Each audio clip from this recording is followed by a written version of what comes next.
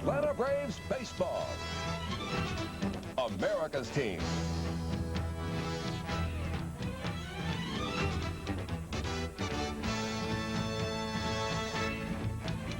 Braves baseball is brought to you by Michelob Light, an exceptional light beer with a rich, smooth taste. Eastern Airlines, America's favorite way to fly, and the official airlines of the Atlanta Braves. Toyota Cars and Trucks, who remind you that it's a good feeling to buckle up for safety. So get the feeling whenever you drive. And by the people in your town who bring you delicious, refreshing Coca-Cola. When it comes to big refreshment, Coke is it. Canon, so advanced, Canon is the world's leader in 35mm photography. And by CNN and CNN Headline News.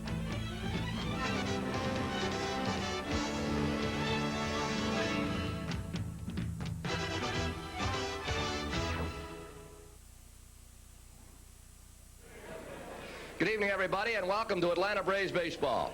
Along with John Sterling, this is Ernie Johnson speaking to you from Candlestick Park in San Francisco, where tonight is game 2 of a 4-game set with the San Francisco Giants. We've got an afternoon game tomorrow, night game on Thursday. Last night, the Braves won 8-3. They are now 6.5 in front of the Dodgers. And you have the pitchers for tonight's game. I do, Ernie. This is the high water mark for the Braves, 6.5 ahead of Los Angeles. And the Braves go their best tonight. Pascual Perez and right-hander Mike Krukow pitches for the Giants. Back with all the action right after this message.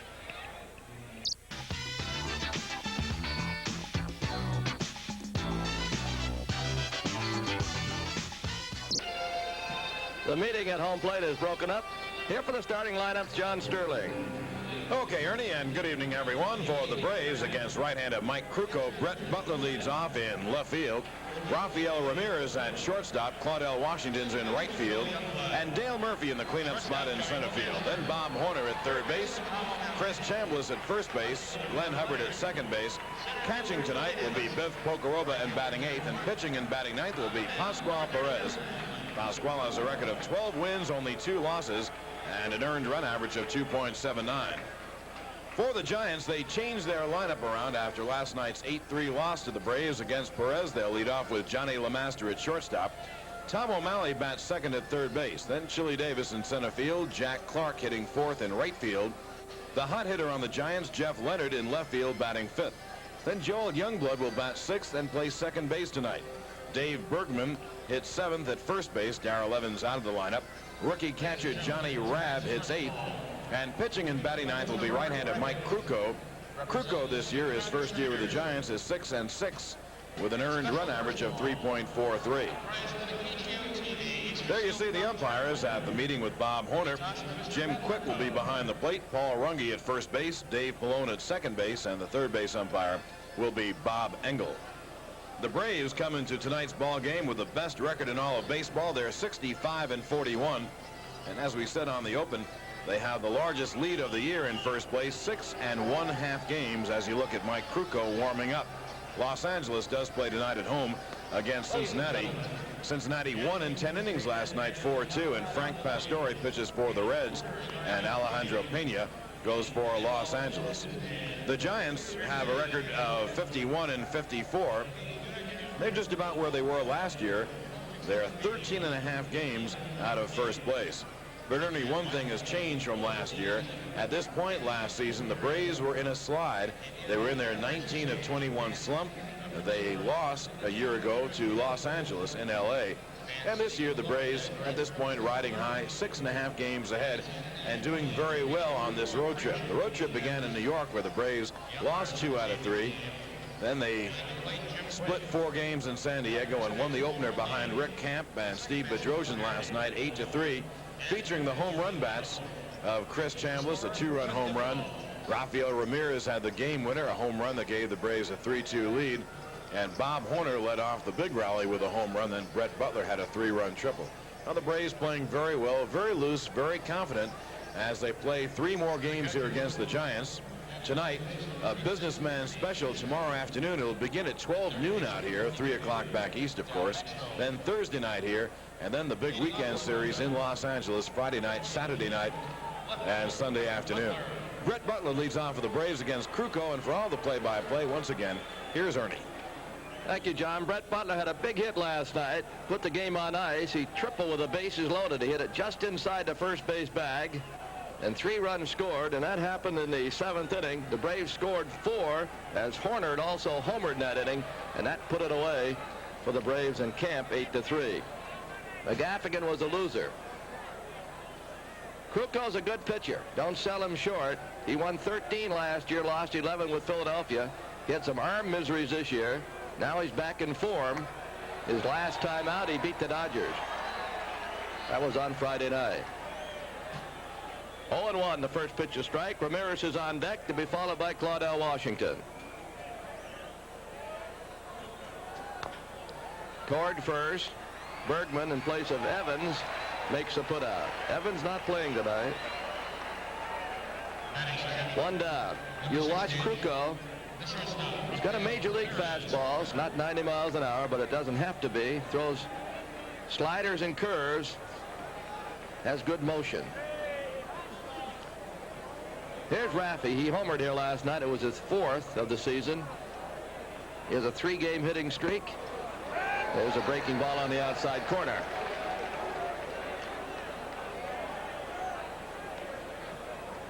Now the 0-1. Foul away.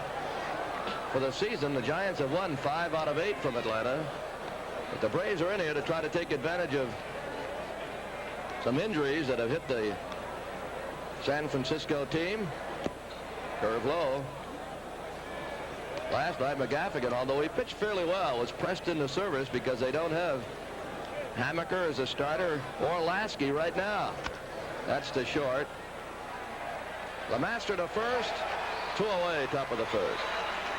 Also out is Gary Lavelle. So 3 of their best pitchers not able to perform in this series. Right fielder. Here's Washington, 0 for 5 last night.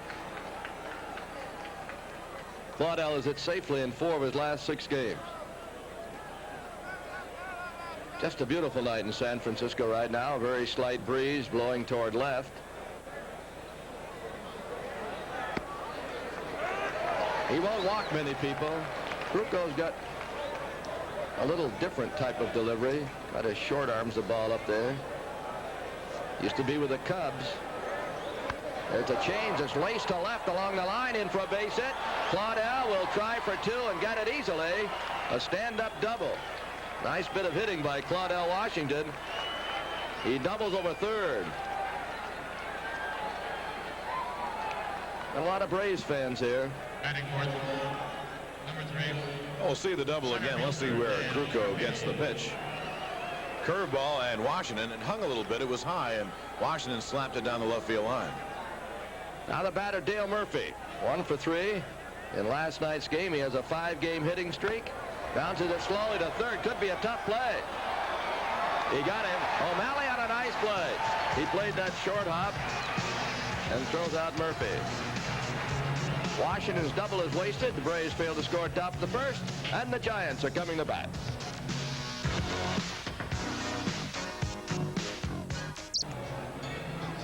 As Perez warms up, let's look at a couple of more scores, John. Took the very words out of my mouth, almost literally. And the New York Mets today beat Steve Rogers. They beat him 5-2. Darryl Strawberry had another home run, so did George Foster. Gary Carter homered for the Expos. Tonight, Pittsburgh leads Philadelphia 7-3 at the end of 7.5 innings. Gary Matthews a home run. Number 10. Chicago blanking St. Louis 5-0 at the end of 5, and later on Houston, San Diego, and Cincinnati, Los Angeles. In the American League, in the first of 2 in a wild game, Toronto beat the New York Yankees 10-9. There were 1, 2, 3, 4, 5, 6, 7, 8 home runs in the game. Lloyd Mosby had 2 for Toronto. Second game, Toronto leads the Yanks 6-2 at the end of 3. In the first of 2, Cleveland leads Baltimore 3-2 at the end of 4.5. Chicago leads Detroit 4-3 at the end of 4. We'll get the others later. Right now, Johnny Lemaster leads off. Lemaster last night 0 for 5. Pasquale shooting for his 13th win. He's lost only twice. Well hit. Base hit left. Lemaster starts it with a single. Tom O'Malley, who last night had a double. The third baseman, Tom Well, let's O'Malley. finish this. Today, Milwaukee defeated Kansas City 5-1. Boy, the Brewers a very hot ball club. And tonight, at the end of 3, Texas and Boston are all tied at 4. And at the end of 5.5, California and Minnesota are scoreless. Later, Oakland and Seattle. Okay, an update, and we'll keep you posted all night long. The master runs well. He has 32 stolen bases. He's at first.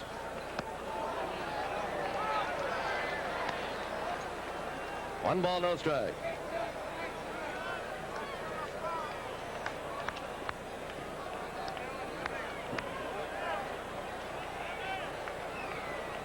Runner going.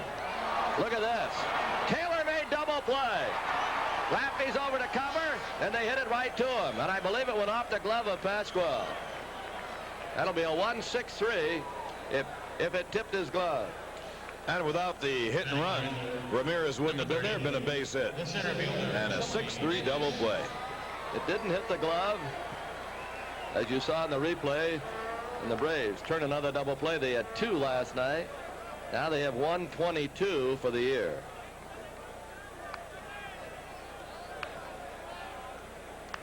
Chili Davis.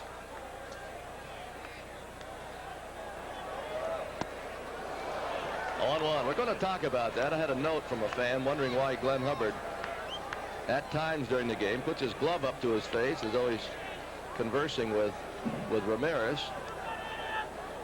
And he does do it, but he doesn't do it unless there's a runner at first. And we'll talk about it later in this game or some other ball game. They are communicating in this on who's going to cover second when the runner goes. So they called it right then. Hubbard calls the shots. He told Raffy to take the bag if the runner's breaking, and the ball is hit right to Ramirez. Davis has hit safely in 4 of his last 5.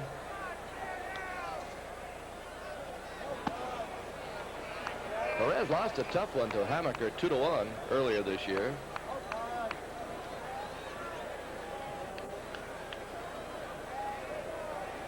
Cincinnati plays at Los Angeles. They're just about ready to start. The overhand curves in the dirt.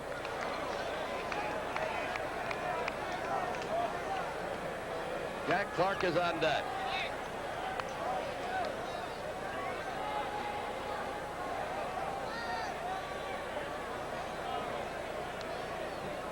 Now the 2-2. He got him. Breaking ball, and down on strikes goes Chili Davis. We played 1. We go to the second. There's no score from Candlestick.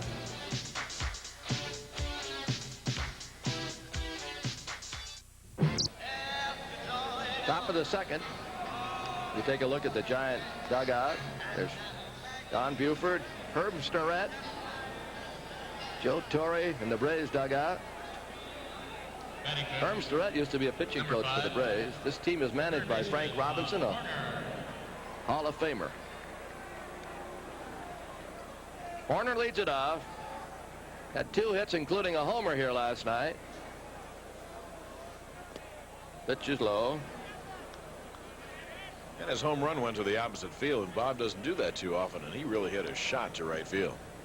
365 in the alleys here, very inviting. 400 to dead center. Down the line, 335. There's a drive along the right field line. Let's watch that one. It is foul. Just foul for Horner. Clark couldn't catch up. It was foul by a couple of feet or so. Paul Runge down the line to make the call.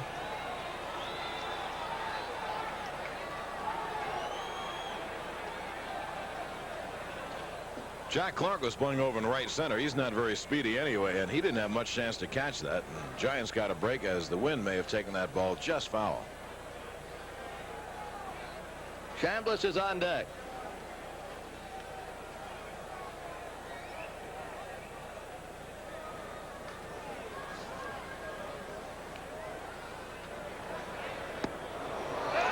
Beautiful curveball. That took forever to get up there.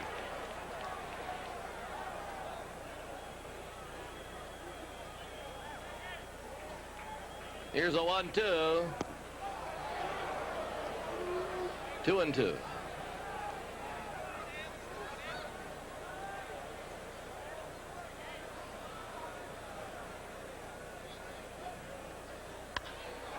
Right center field. Davis is going to catch it for out number 1. Krukow, 31 years old. They've retired 6 numbers here, 6 uniform numbers of great Giants. Not all San Francisco, but New York Giants, and they have the decals in right field. Bill Terry might even be watching tonight down in Jacksonville, Florida. He's a Hall of Famer. Mel Ott, Carl Hubble, Willie Mays, Juan Marichal, and Willie McCovey. All in the Hall of Fame with the exception of McCovey, and he's got a shot at it himself. You're looking at Chris Chambliss. Homered here last night with 1 aboard.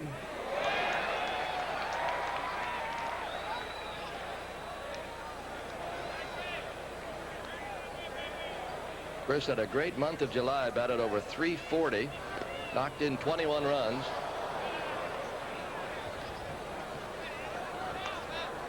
He had 10 doubles, 7 homers.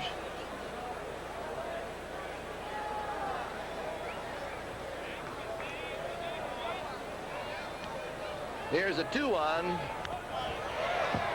Boy, does he take a cut.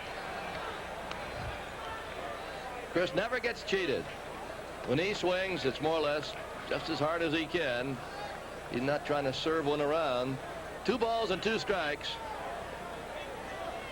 He should reach his all-time high in the major league in homers this year. He didn't get the curve. Chambliss down on strikes.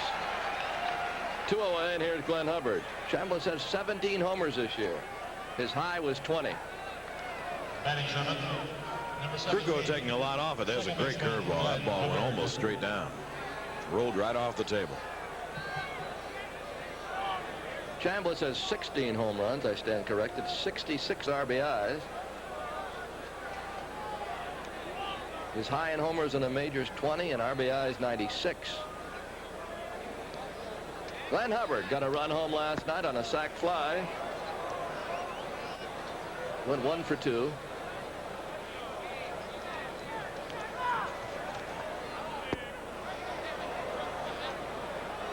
Two balls and no strikes.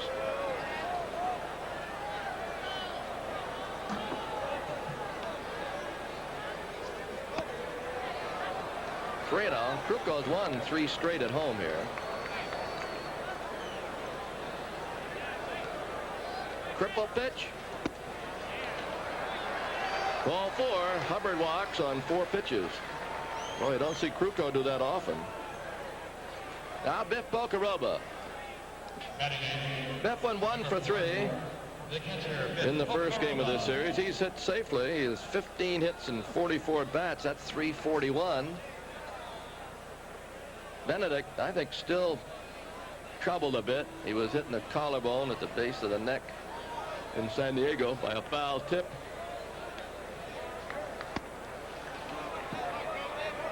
Poco's been helping.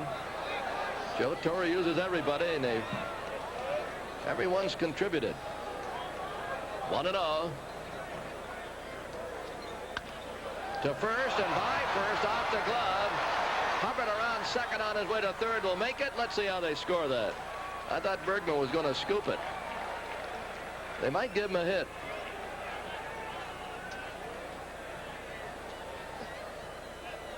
That's what they're doing. Bocaroba with a single off the glove of Bergman, who was holding Hubbard. Well, I thought it was a base hit too, Ernie, but the ironic thing is that Dave Bergman is an outstanding defensive first baseman, but he couldn't get it. There's a little drop off that infield grass, a little cut, and that's exactly where he put the glove down. The ball skimmed off it. But just as quick as they made it a hit, they've now changed it to an error. Well, anybody can change their mind, especially women. Just kidding. But Hubbard at third. Pasquale takes outside.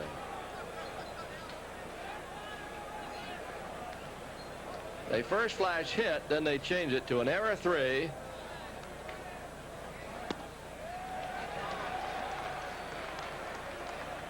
One ball, 1 strike.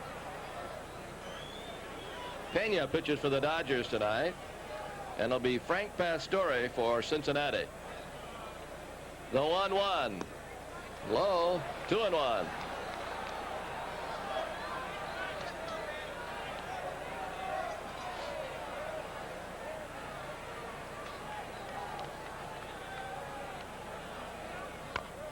High bouncer, O'Malley. Gatson. Tom O'Malley covered a lot of ground. He came over from third and threw out Pasquale. Braves strand 2. They've stranded 3 in 2 innings. We go to the bottom of the second, scoreless.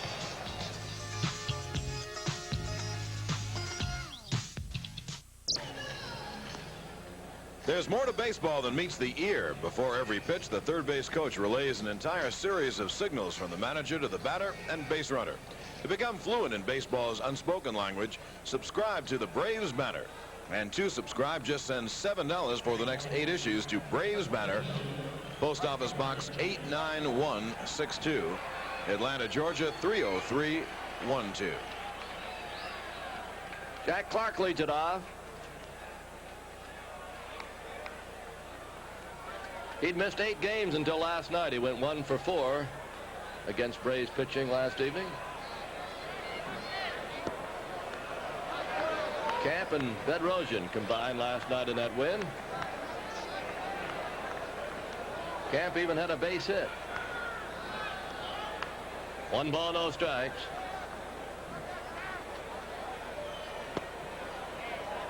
Two and out. They're in the bottom of the second at Dodger Stadium. No score between the Reds and the Dodgers.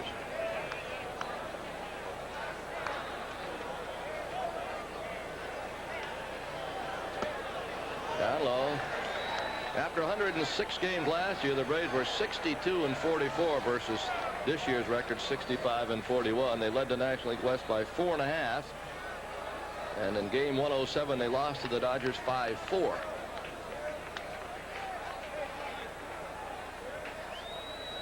Three-oh. That's a strike. These same Giants come to Atlanta a week from tonight. We'll be home. Broken bat, single to center. You can hear it crack the bat, but he's big and strong. And Clark singles to center, bringing up Jeff Leonard. We've got 2 more games here. Businessman special tomorrow. Airtime will be 4:05 Eastern time. Another night game on Thursday, 10:35 Eastern time. Braves television. Then Friday, Saturday, Sunday in Los Angeles. Monday's off, and then home on Tuesday. The Giants are the first club in, followed by the Dodgers.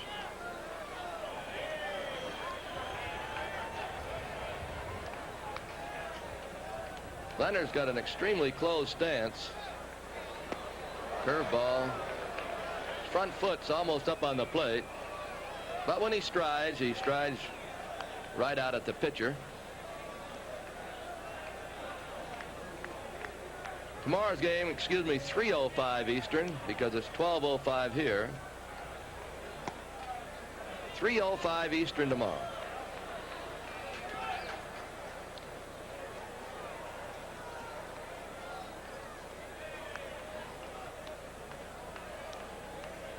Clark's at first. There's nobody out.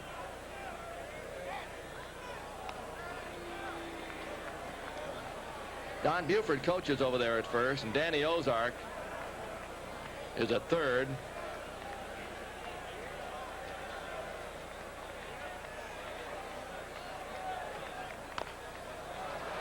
That's trouble if it's fair, but it's foul. As I mentioned, a lot of Braves fans stop by on vacation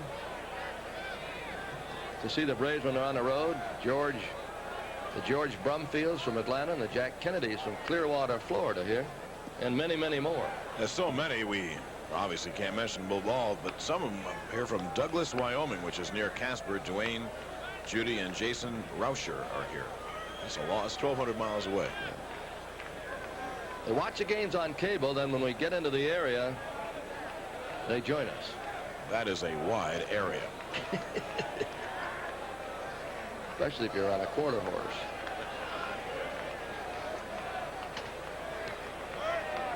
Time is called. Youngblood's on deck. We're in the bottom of the second. No score.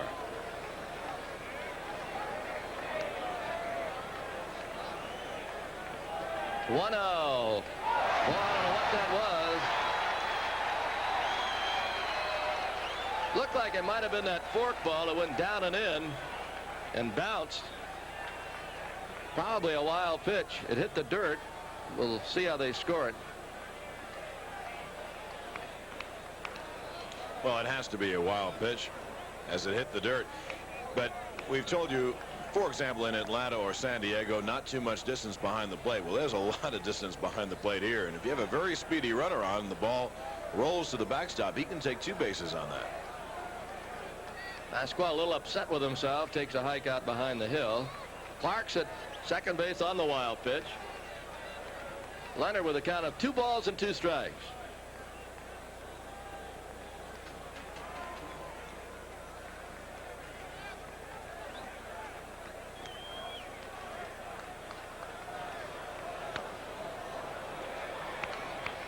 It'll stay 2-2.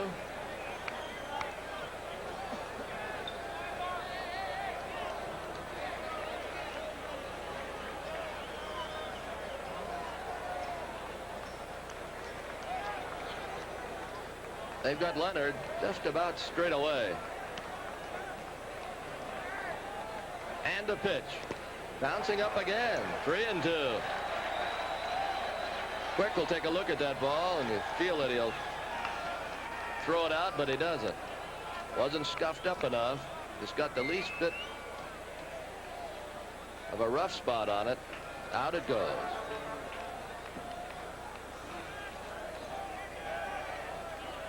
Three balls and 2 strikes. Pasquale doing a little landscaping. They measured this mound last night after the ball game. I think Bedrosian complained a little bit about it. So they got the tape measure out. That's ball 4 on a curveball that went way outside. So Perez, who averages about 2 walks per 9 innings, that's all. His control is usually excellent. Has walked the batter as Joe Torre watches Bob Gibson run out. Viv Pocarova saved another wild pitch. Poco made a great stop there. That ball was wide of the plate and it bounced. And in that time at bat, Perez bounced 3 pitches up. Boy, you're right. Perez's control is phenomenal. He's only walked 30 men all year in 143 innings now. But he's very, very wild to the first couple of hitters. I think we're going to see the stop by Poco. Well, that's good move by Poco. Got the body in front and scooped it up cleanly. The batter's Joel Youngblood. Since the All-Star break, he's batted .333, went 0 for 2 last night. We've watched Youngblood play with many ball clubs. He always plays the same way. All out. 1-0. 2 on and nobody out. Giants threatening here in the bottom of the second. Bergman's on deck. He's a left-handed batter. 1-0. That evens it. Someone also wrote a note in. What does it mean, no pepper? They see that. Well, when the batters, or I should say pitchers in particular, when they get out for pregame practice, many times one bats and 3 or 4 field the ball, and they call that pepper. But you're not supposed to do it toward the stands. They're afraid a fan might get hit with a ball.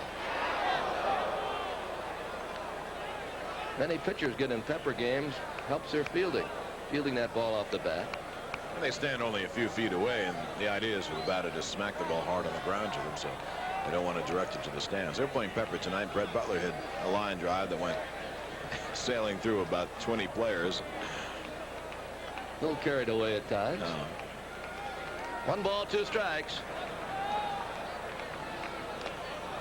Did he get him? He's asking a first base up. He says it hit the ground, and it'll be no catch. Pocarova says it went right into the mitt. Torre's out, and they're going to argue about it. Chambliss is arguing too. They asked Paul Runge, who said it hit the ground before it went in the mitt. Let's see if we can see anything from this angle.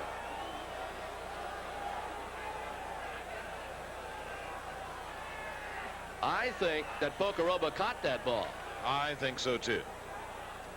And when he put the mitt down, I guess that the first base umpire, Paul Runge, lost sight of it, and that's why he said it hit the ground first. That was a great stab by Poco.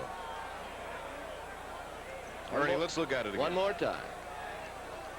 It's got to go in the mitt. Can't hit the ground. Look where the mitt is. He caught it.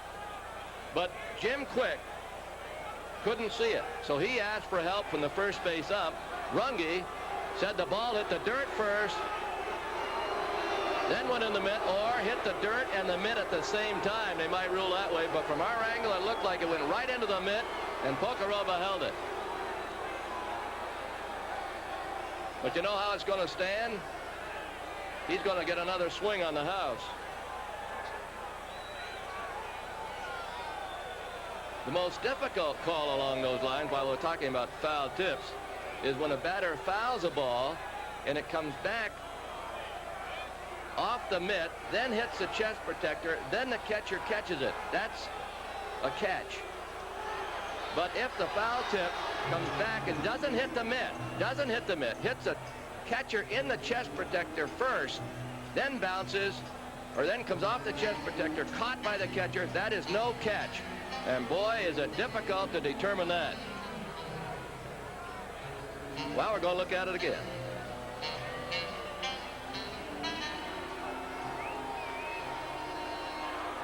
Looks the same to me. He jammed his mitt into the ground, of course, after, but it looked like the ball was in the mitt first, then his mitt was on top of the ground. But it'll be Youngblood getting another swing.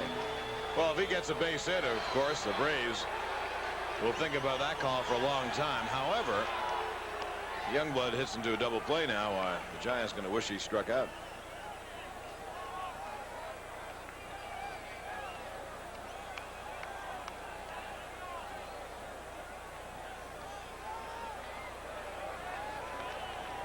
One ball, two strikes. There's two on and nobody out.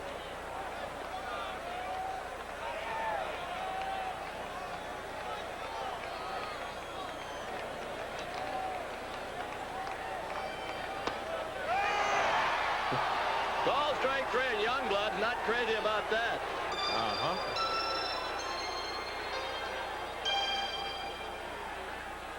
I know what they call this in the NBA. Are we I'm even? not going to get into that. I'm not going to referee anymore, so. No comment. But one down. First baseman, Dave Bergman.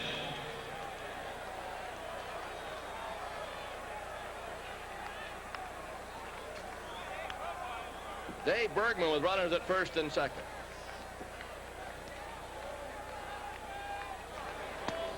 High, 1-0.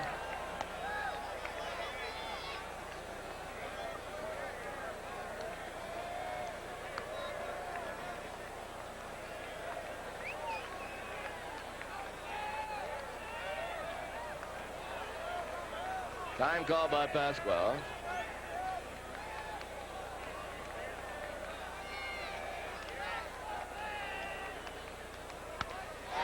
Loop to center, base hit. A run will score. First and second, 1-0 Giants. Well, Bergman, who didn't play last night, Evans played, makes his presence felt.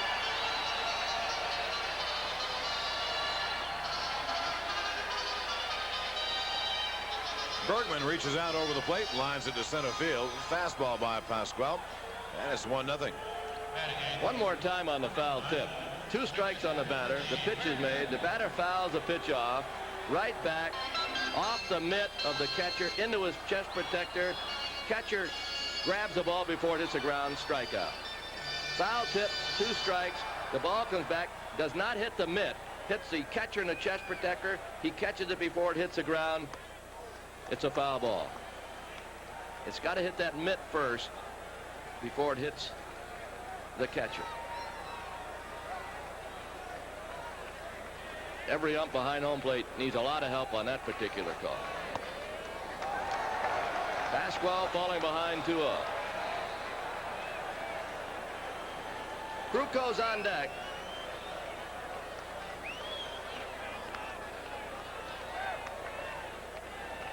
Leonard runs well. He's at second. Bergman just with average speed at first. Dave Bergman's been with several ball clubs.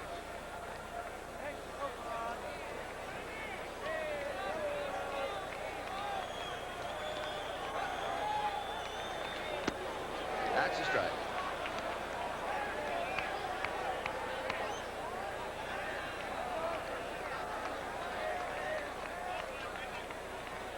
Rays have turned one double play, have 122 for the year. 2-2. Atlanta still leads the National League in hitting, 281. They're third, tied for third. ERA for the pitching staff, 3.52.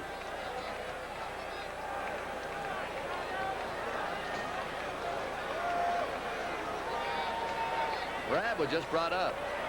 Hasn't played that much. Knocked in 2 runs last night. He went 2 for 3. And a 2-2. Down low, 3-2.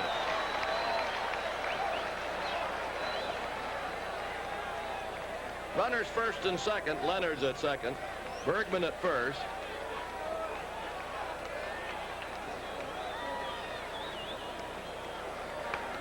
Pasquale in no hurry.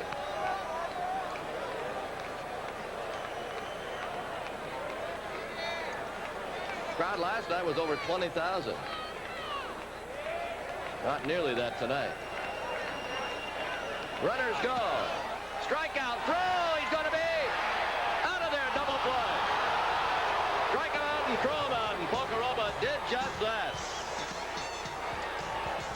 They got Leonard trying to make third on a 3-2 pitch with 1 down. It's a double play. Let's go out on it. The strikeout of Rabb. Pocoroba throws right to the bag. Horner on the move. Comes over and tags Leonard. We go to the third inning. Giants 1, Braves nothing.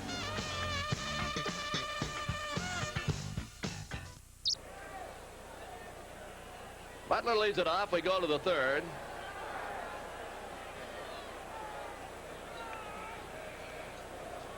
First pitch to him. Inside corner. Foster and Strawberry hit home runs today as the Mets beat Montreal. Gary Matthews hit a home run for Philadelphia. I'll give you the homers so far. There's no score at Dodger Stadium, bottom of the third. The Reds and the Dodgers. The 0-1. Bouncing away. Houston 2, San Diego nothing, bottom of the fourth at San Diego.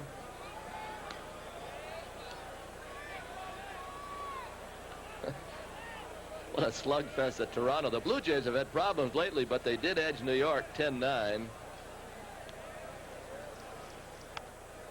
Foul. Smalley hit 2 homers today. Mattingly 1, Nettles 1, Kemp, all for New York. Mosby, Upshaw, and then Mosby again for Toronto. Second game, look at that score. I cannot believe this score between the Yankees and Toronto in the second game. First was 10-9 Toronto. Wide of first. Pitcher's going to have to hurry up. And he got over there. Nicely done. Bergman and Kruko as Butler's retired. In the second game at Toronto, it is now 11-6. Toronto in the bottom of the 6th. Nettles, Winfield, and Baylor home runs New York. Cleveland beat the Orioles 3-1 first game. They're beating them in the second, 4-3, bottom of the 8th. Pat Corrali is undefeated as manager of those Indians. A little late for the Indians, but augurs well. Ramirez with the count 1-1.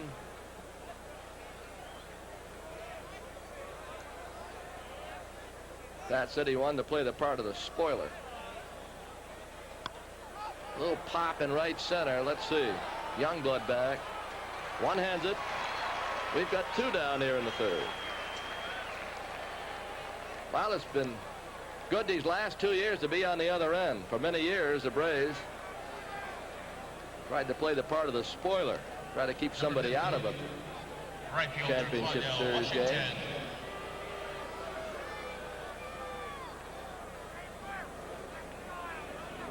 Washington, the batter. He doubled over third first time up. Kruko's been tough, but wasn't unexpected. This guy's a good pitcher. The 0-1. Down low. It's a trade that's helped both ball clubs. Morgan hasn't done much for the Phillies, but Al Holland has. He was involved in that trade. Oops. Claudel trying to drop one down toward third. It's 1-2.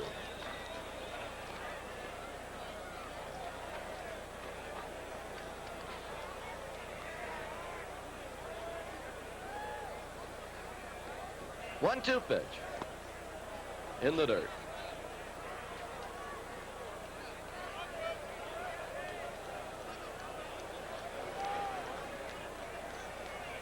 Two balls and two strikes.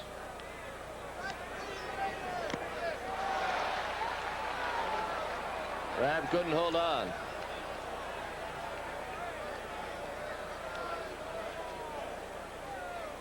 Still a very mild day with little wind at Candlestick. 2-2. Miss low. Sonny Jackson doing the coaching as usual at first, and Dow Maxwell at third. Braves are 4-4 on this trip. 3-2. Bounce to first. Bergman. That's a 1-2-3 for Mike Krukow. We go to the bottom of the third. It's 1-0 Giants.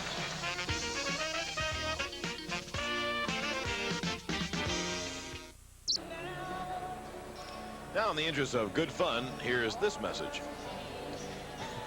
This telecast authorized under broadcasting rights granted by the Atlanta Braves and intended solely for the entertainment of our audience. Any publication, rebroadcast, retransmission, or the use of the pictures, descriptions, or accounts of the game in whole or in part without the express written consent of the Atlanta Braves and the Turner Broadcasting System is prohibited. And the announcers for the event are employed by the Turner Broadcasting System. Very well done. Here's Mike Krukow, who's wearing two batting gloves, so he must be a hitter. Number 39, the pitcher, Mike Krukow. He's a right-handed hitter. He leads it off bottom of the third. Met Scott Norman here. He's a pitcher from Knoxville, Tennessee. Pitches for Clinton, Iowa. Broke his arm, his left arm, in a fall, and he's here with a big club for observation. Krukow's not a bad hitter, come to think of it. Batting average is over 200. Any pitcher that bats over 200 is a hitter. 205.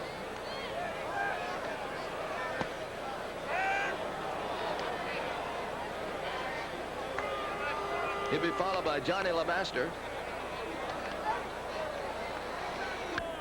Foul away. They're playing in the bottom of the third.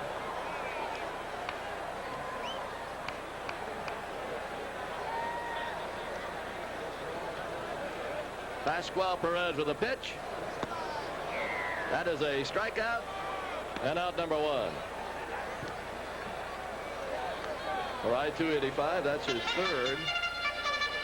Now Johnny LeMaster. Number 10. Good old curveball. Krukow swung over the top. LeMaster's single was forced in the first inning.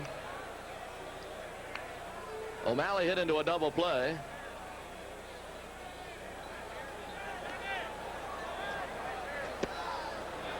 Big sweeping curveball. O'Malley's ball would have been a base hit, but the Braves called for the right fellow to cover second base, and that was Ramirez. LeMaster was running. The ball was hit right to Raffy as he was standing on the bag. And there's a little pop that's going to be foul, and Chris can't catch up. No balls and two strikes. John Sterling and Ernie Johnson with you from Candlestick Park. We'll be here till the middle of the fifth.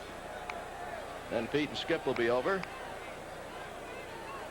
3:05 tomorrow. Jot that down. And then 10:35 on Thursday for Braves television. Bounce foul. Let's see. Tomorrow, Ken Daly against Mark Davis. And Thursday, Phil Niekro, who pitched so well in San Diego, against Fred Brining. Niekro's going for his 7th win. He has an ERA of under 3 since the All-Star break. The 0-2. Just missed outside. Pasquale throwing a lot of breaking balls tonight. 1 ball, 2 strikes.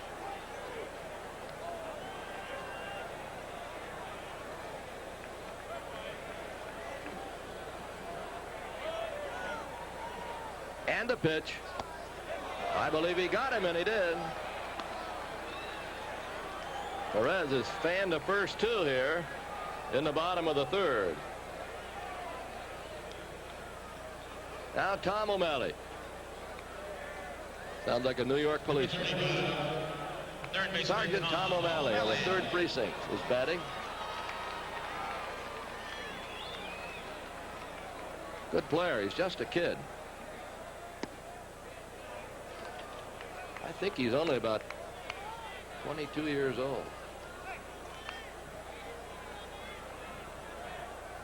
Check the Giant guide here.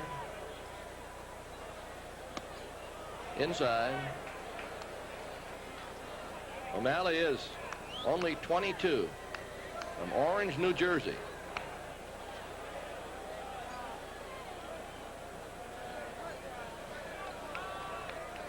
Two balls and no strikes. Giants lead at 1-0. They have 3 hits. The Braves 1. Bergman knocked in their only run. Line to center. Murphy! Can he make it? He made it! What a kick by Murphy to close it out in the bottom of the 3rd. We got to take another look at that one. Dale Murphy, as we go out. O'Malley hit that ball on a line to center, and watch Murphy. Right in the webbing. Great catch. And another look as he robs O'Malley. Stayed in there. We go to the 4th, 1-0.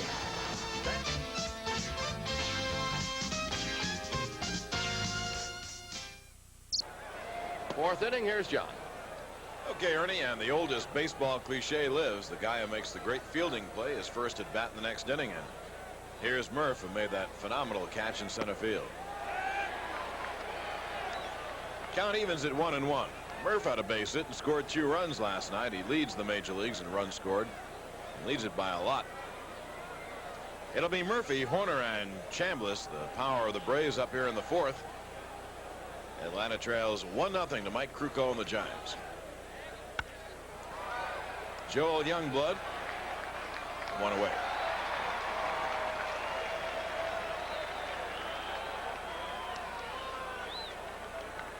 Tom O'Malley is really hitting hard luck. He hit the double play ball with LeMaster on first. It would have been a base hit, but LeMaster was going on the pitch, and Ramirez, covering second, had the ground ball go right to him for the double play. Then he hit that line drive.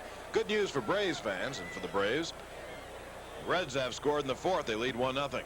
That's top of the 4th down in Los Angeles. Bob Horner fly to center his first time.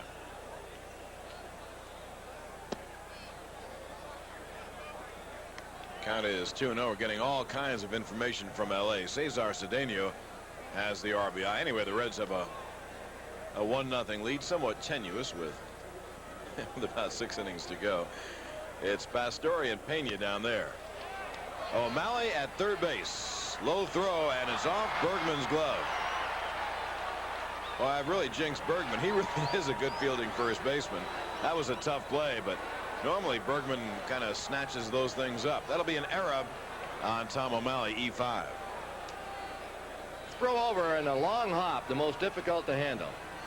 You could see Bergman, if it's a short hop, most of your first basemen just scoop it up. But that was a little long, and an error is charged to O'Malley. You know why that error was made?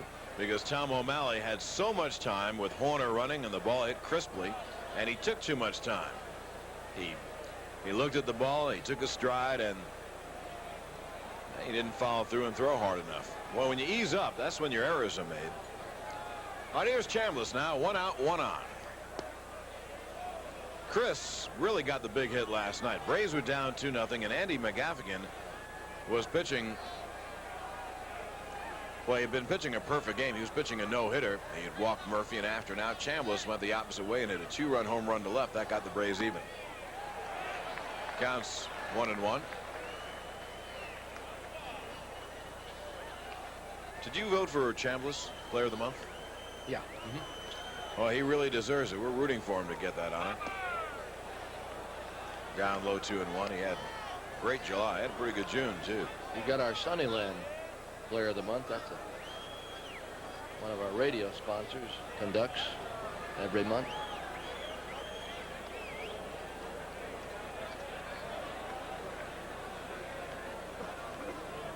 There were a couple of odd plays last night we might talk about. One involved Chambliss.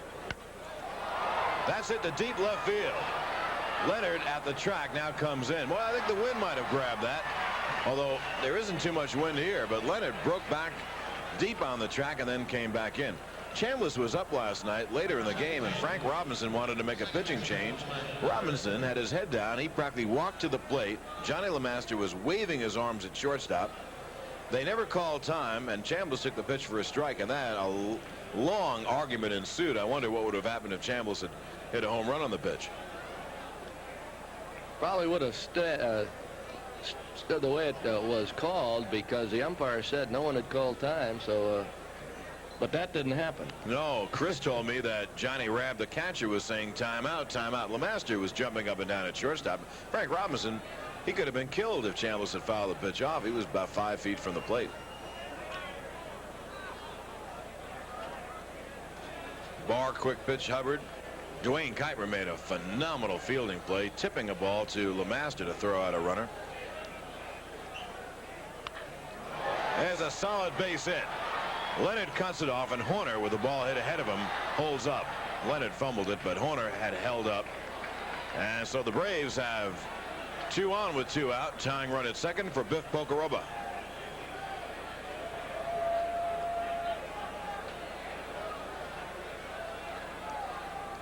Number 4, the catcher, Pocoroba. Poco had a base hit last night. With a day game following a night game tomorrow afternoon, tomorrow at noon really, Bruce Benedict will catch against the left-handed Mark Davis. They're just giving him a night off. Curveball's in the dirt, and it's 1-0. Poco reached on Bergman's error. Braves have Horner at second carrying the tying run, and Hubbard at first carrying the lead run. 1-0 Giants, top of the 4th. It's blooped. Clark and Davis. Chili Davis cut in front of Clark and made a nice one-handed catch. And for the Braves, no runs on 1 hit. Giants committed an error, and the Braves left 2 at the end of 3 1/2. The Giants won, and the Braves nothing.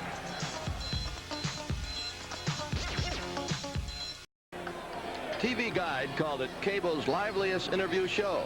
Get caught up in Crossfire, weeknights at 7:30 and 11:30 Eastern, only on Cable News Network. Okay, Ernie, we go to the bottom of the 4th. 1-0 Giants. And they have the middle of their order up. Chili Davis, Jack Clark, and then Jeff Leonard. Davis struck out his first time.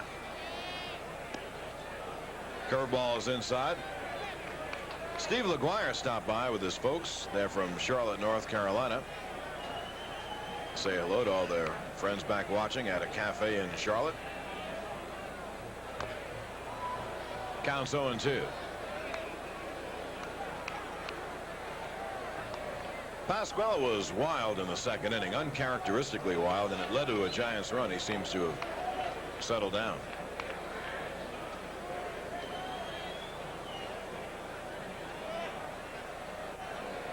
Ernie mentioned that one of the 2 Perez losses came here. It was a Friday night game to Atlee Hammaker. He lost 2-1. I can't think of his other loss.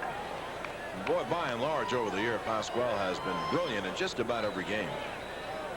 That's a base hit.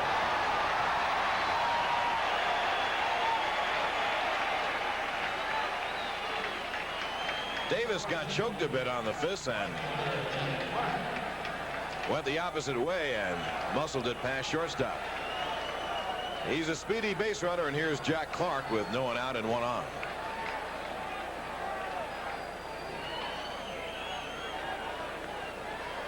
The Giants have not had good years from Davis and Clark. If they were hitting along with Evans, who's not in the lineup, and Jeff Leonard, the Giants score an awful lot of runs. Clark's been injured quite a bit. They've been really hit on this club, but still got to play through it. The Orioles have proven in the other league that you can play through injuries to key players. But no one feels sorry for you in baseball. No. Injuries, you have to, as Ernie says, play through it. It's 0-2 on Clark. Understand Steve Sack's brother has been called up now by the Dodgers to replace Yeager. Dave Sachs. Well, look what's happened with Los Angeles. They have lost both their catchers now, Socha and Yeager. That's a wild pitch. That was in the dirt. It bounced off Poco, and Davis is on second base, and that's how the Giants scored in the second inning.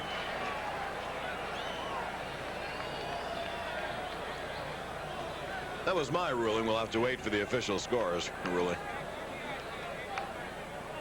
Yes, it hit the dirt. It's got to be a wild pitch.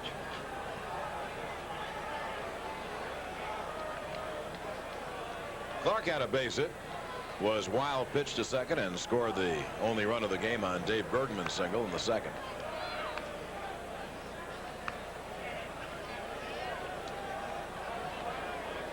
It's funny, with all the injuries that hit the Giants, Clark was out, Evans, Lavelle, Hammaker, those four especially. They beat the Dodgers 3 out of 4 this past weekend up here and had phenomenal crowds. Giants having a big year at the gate. They're over 250,000 ahead of last year. Count remains 1-2.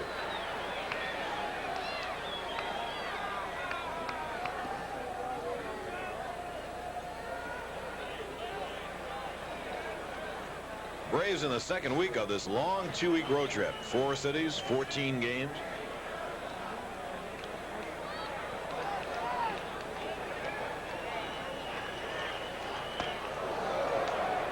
Curveball did not break, and it's 2-2. Tomorrow afternoon at noon, 3:05 back Eastern time. And Thursday evening at 10:35.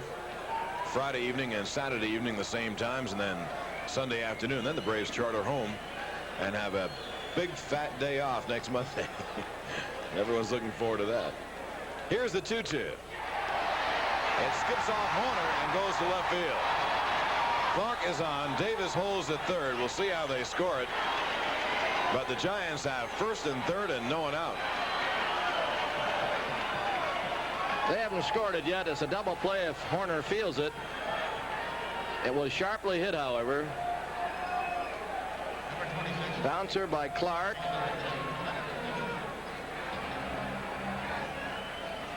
I think he should have had it. But he didn't. First and third. I think he should have had it, but they called it a base hit.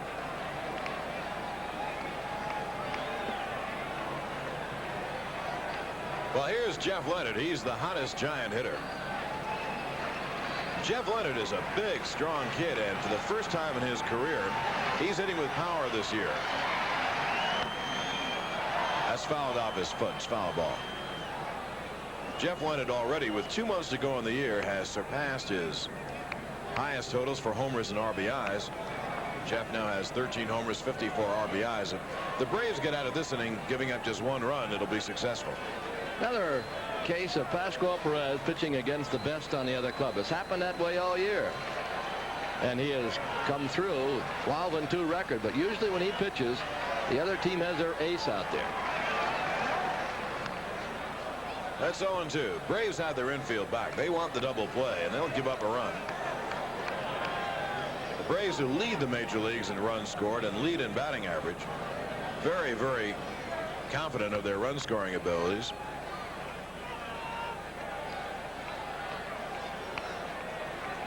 Perez has Leonard 0-2.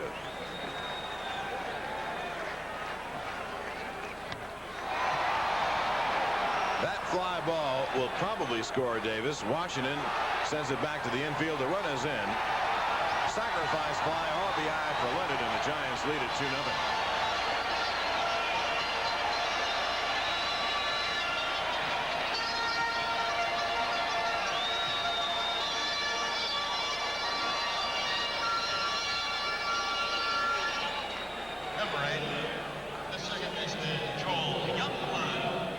The 55th RBI for Leonard. When you're batting with a runner at third and a fly ball scores a run, the batter looks for a pitch up, and I think that Pascual got that one up on Leonard so that he could hit the fly ball.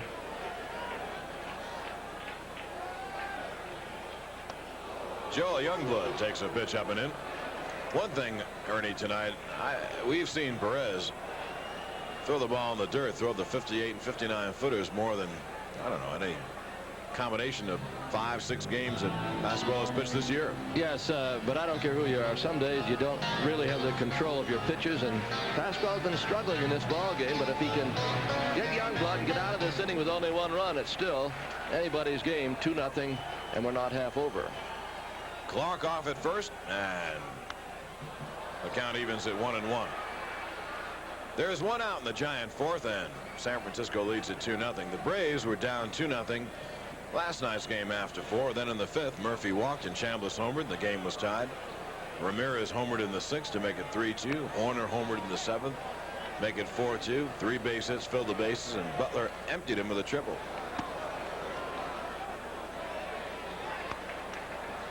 2-1 on Joel.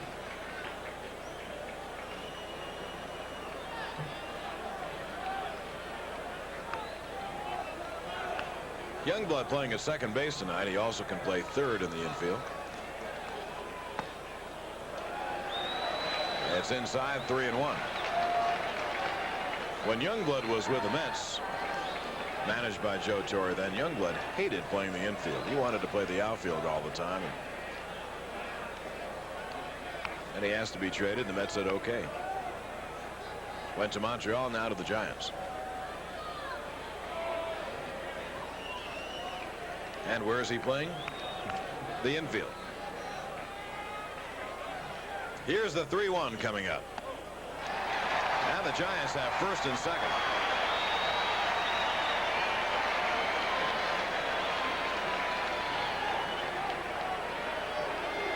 And that's only the second walk off Pascual, but his control has not been there tonight, and Perez is not a good control pitcher. He's a great control pitcher.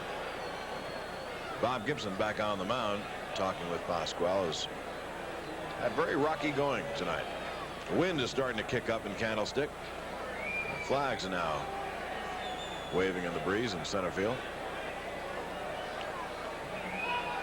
And the Braves bullpen gets warm. Donnie Moore, a righty, starts drawing.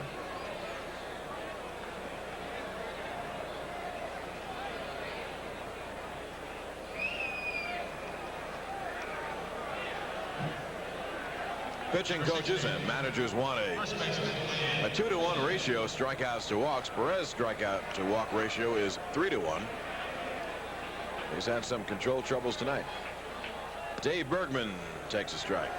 Clark's on second and Youngblood's on first. Bergman had a base hit his first time and an RBI. Giants lead at 2-0, bottom of the 4th.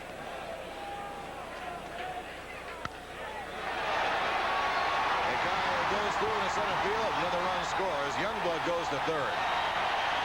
It just bounced away from the reach of Glenn Hubbard. So the second RBI single in a row for Bergman, and the Giants lead at 3-0.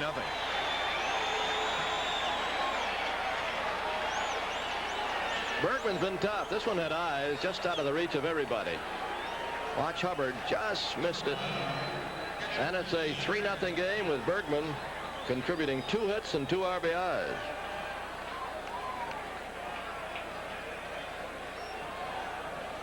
Got to be alive now. Only one out and a runner at third and first. Inside to Johnny Rabb, ball 1.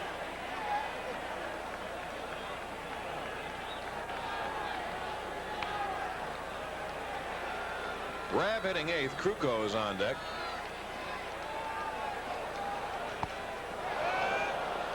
He went around 1-1. Braves again playing a double play depth. There's one out, first and third. Braves obviously want to turn 2, get out of this inning down 3-0.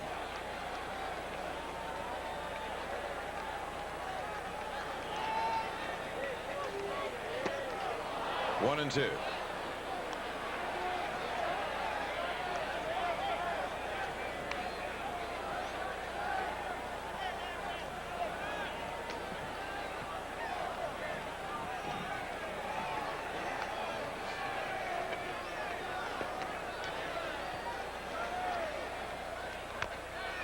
Curveball bounced to third. Horner comes home, and the tag is made. There's 2 outs.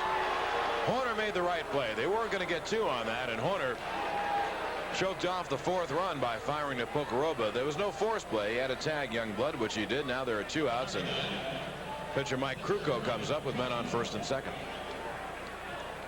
Horner made a nice play getting that ball.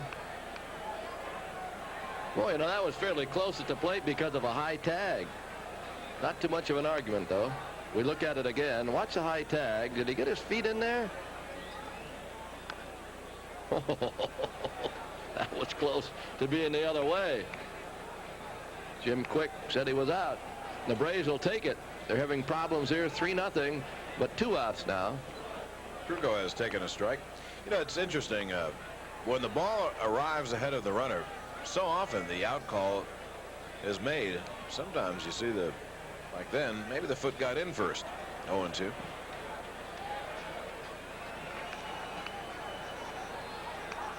Three, 6, and 2 for the Giants. 0, 2, and 0 for the Braves.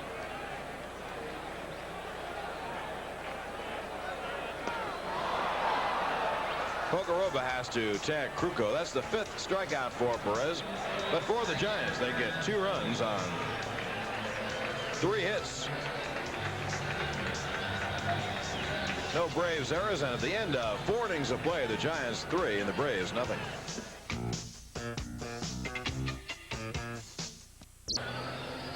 Ernie Johnson, John Sterling back at Candlestick Park as we go to the top of the 5th. Pascual Perez will hit for himself. Johnny Morris sat down. 3-0 Giants, and down in Los Angeles, the Dodgers rallied for 3 in the bottom of the 4th.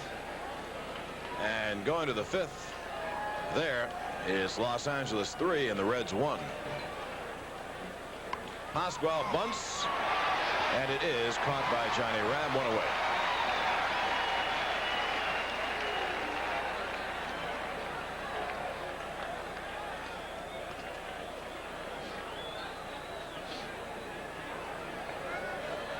Well, for the most part, the Braves have been feeble against Mike Krukow. He's pitched very well. And really the same thing happened last night. Andy McGaffigan at this point was pitching a no-hitter. And the Braves went to the long ball. However, in truth, Krukow is a much better pitcher than McGaffigan, and so Braves have their work cut out for him. Down 3-0 here in the 5th with 1 out. Number 22. As Ernie said, Krukow had some arm problems when the season began, and he pitched poorly and then arm troubles, then didn't pitch for a while. And he's only lost 2 of his last 10 starts, and he's a quality right-hander.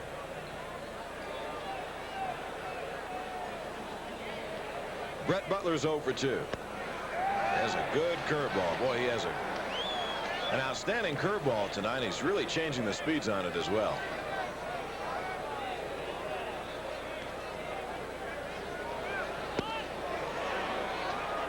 Count evens 1-1. 2 young left-handers pitch tomorrow. Ken Daly for the Braves and Mark Davis for the Giants.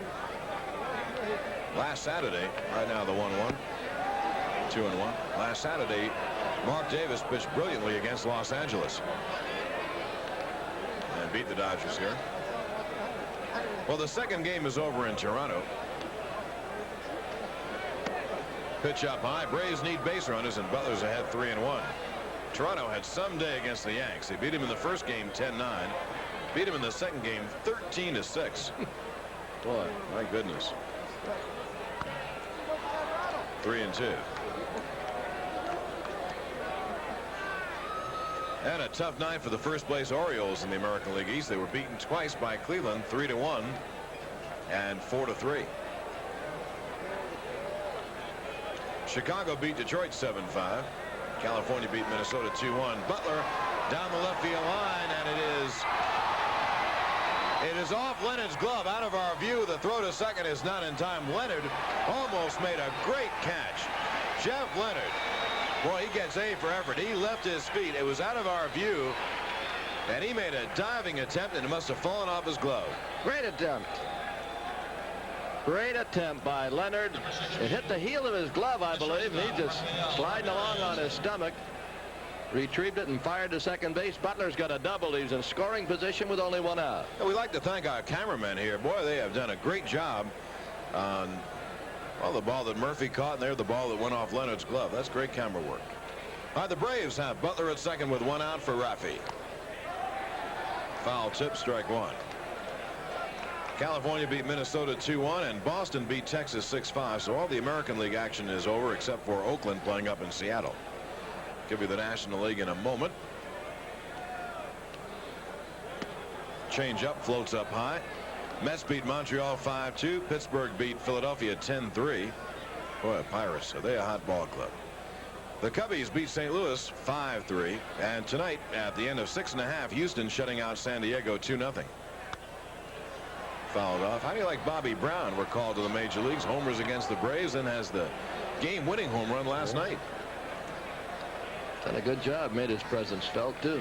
He's been around a while and always looks like he's going to make it in the major leagues. I told you Los Angeles leads Cincinnati 3-1 at the end of 4.5. Ernie, I have an American League score for you that will knock you out of your chair. A pitch fouled off. In the Kingdome, in the first inning, Oakland scored a run. Seattle came back with 5. In the top of the second, Oakland came back with 8. And then Seattle scored in the bottom of the second. After 2, Oakland leads Seattle 9-6. One other score, Milwaukee beat Kansas City 5-1 today. So you're caught up.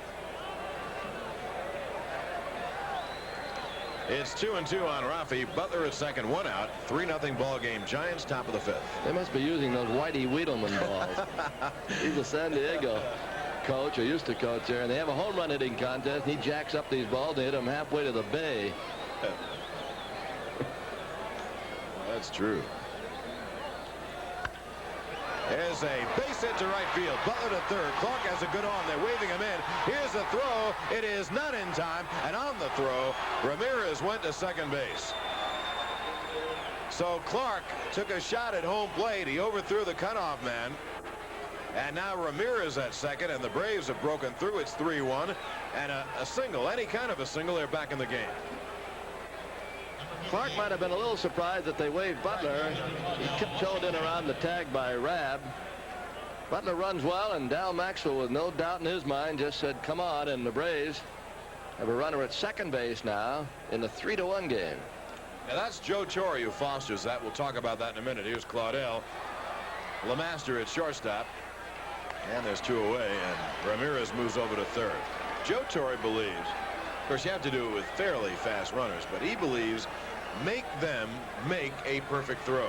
Now, Clark could have gunned him out, and it wouldn't have looked good down 3-0. But he wants the Braves to be aggressive, and Clark did not make a perfect throw, and as a result, Ramirez is now at third base.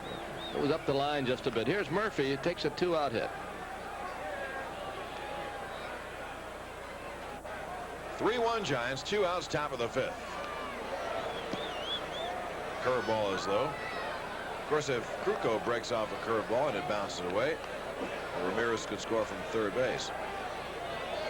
The Braves do not sit back and wait for the long ball. They're a very aggressive base running team.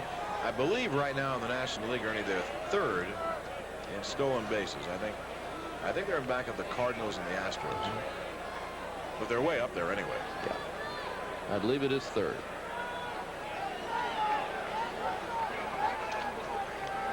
It'll be a 1-0 to Murph. 1-1, fouled off.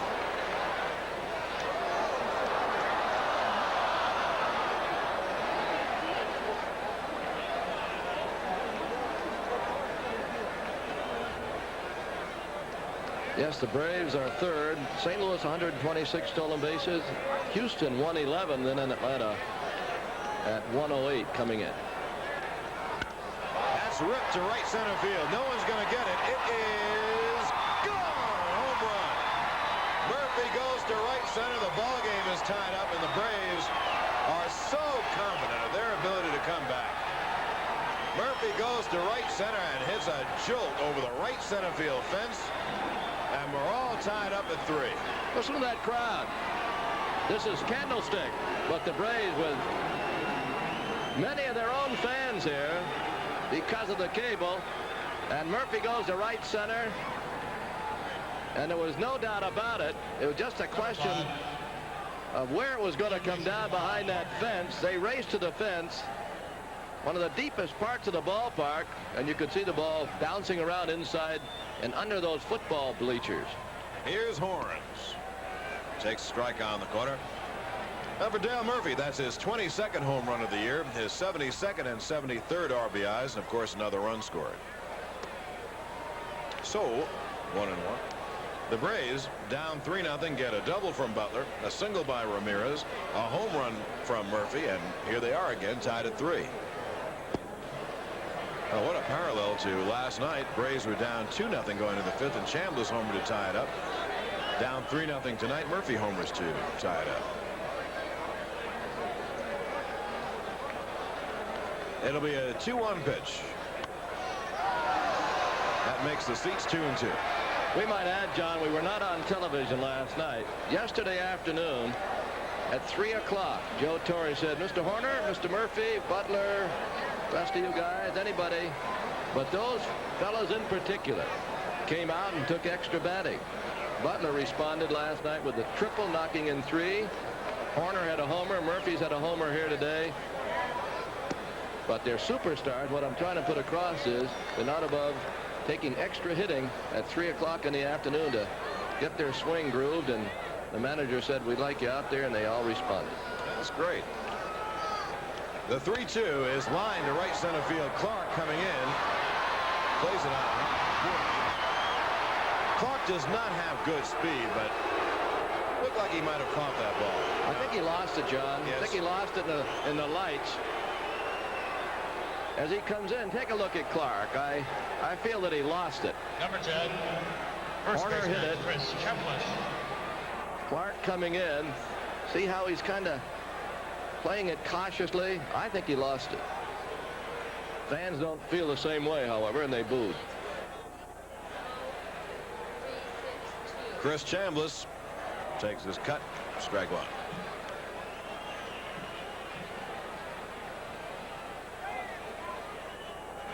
Chris over 2 against Krukow tonight. We're all tied at 3. The go-ahead run at first base with 2 out. The count evens at 1-1.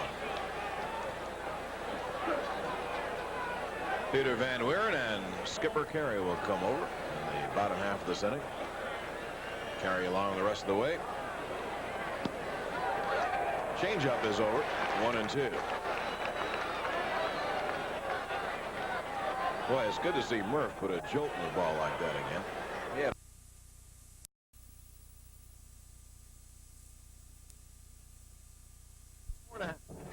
The score, the Braves 3 and the San Francisco Giants 3.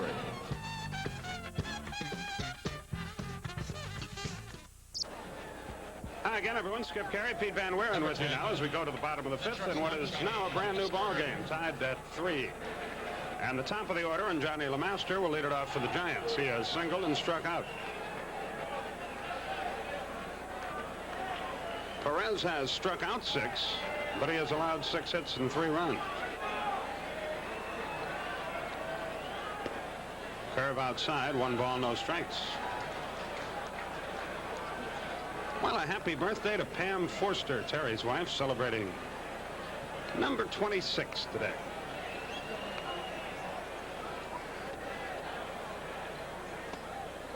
Fastball a little low. 2-0 the count.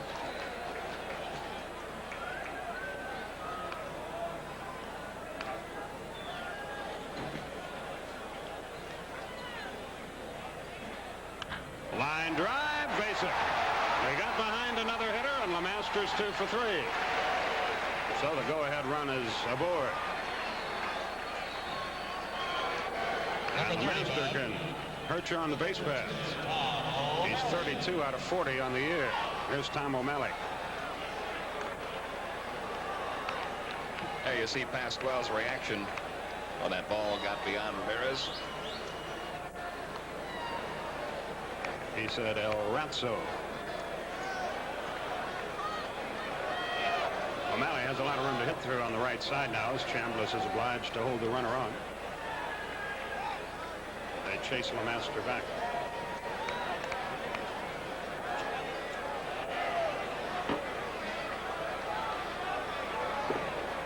He's going. Poco's throw is going to bounce. He's in there.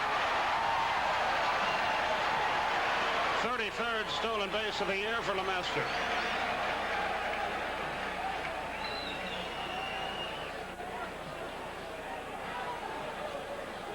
There's Pocoroba's throw. Ramirez tries to make a pretty tricky play here. He fields that ball in the hop and then tries to swipe back down at LeMaster, but he just missed him. The pitch was a strike to O'Malley. That isn't. It bounces away. Yet another wild pitch is third of the game, and the runner's at third with nobody out.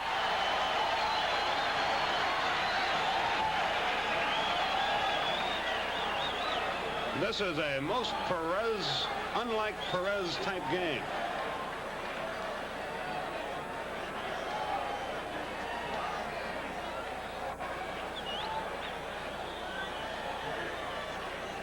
Three wild pitches and 4+ innings for Perez.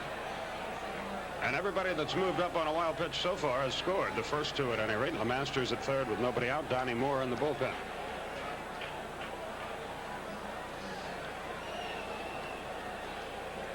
Here's a great example of why you talk about how important it is to be ahead of the hitters. And no matter what kind of stuff you have, if you don't get ahead of the hitters, you're going to get hurt.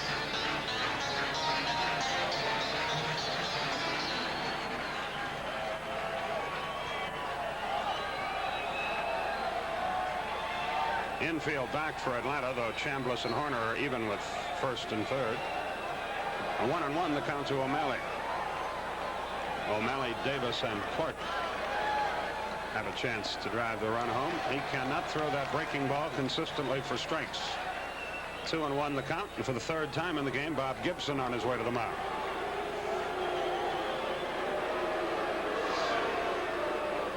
Speaking of that, there's a new Bob Gibson in Major League Baseball. A pitcher from Milwaukee won his second game tonight.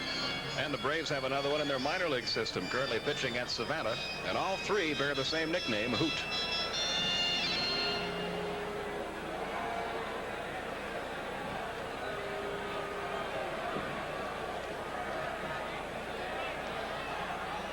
Frank Robinson scratching his nose. He did that the other day here and upset the Dodgers. High chop should score the run. Chambliss going to have to make it himself. Did he get there in time? Yes. Perez never got off the mound. But a run is in, and it's 4-3 San Francisco.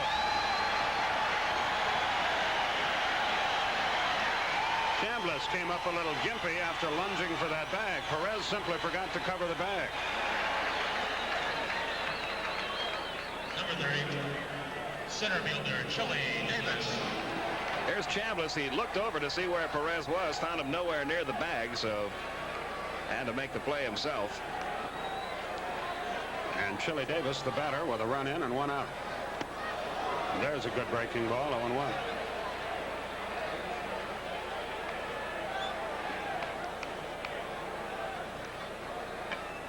Wind blows hard toward left field.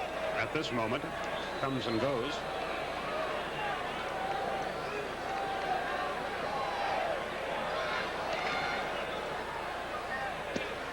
Curve low and away, 1-1 the count. Tell you, to be fair to Pasquale on that play, he might not have realized how high a bounce that ball was going to take, and if it had been hit a little more sharply toward Chambliss and there had been a play at the plate, his job would have been to back up home plate, so he might not have been quite sure which way to go on that one.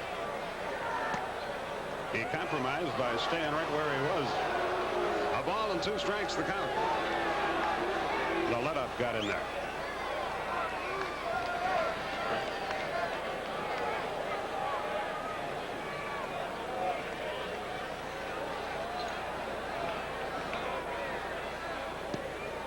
Into the dirt again. Pocoroba has been like a gopher tonight. Been crawling around in that dirt all night long. 2-2 the count.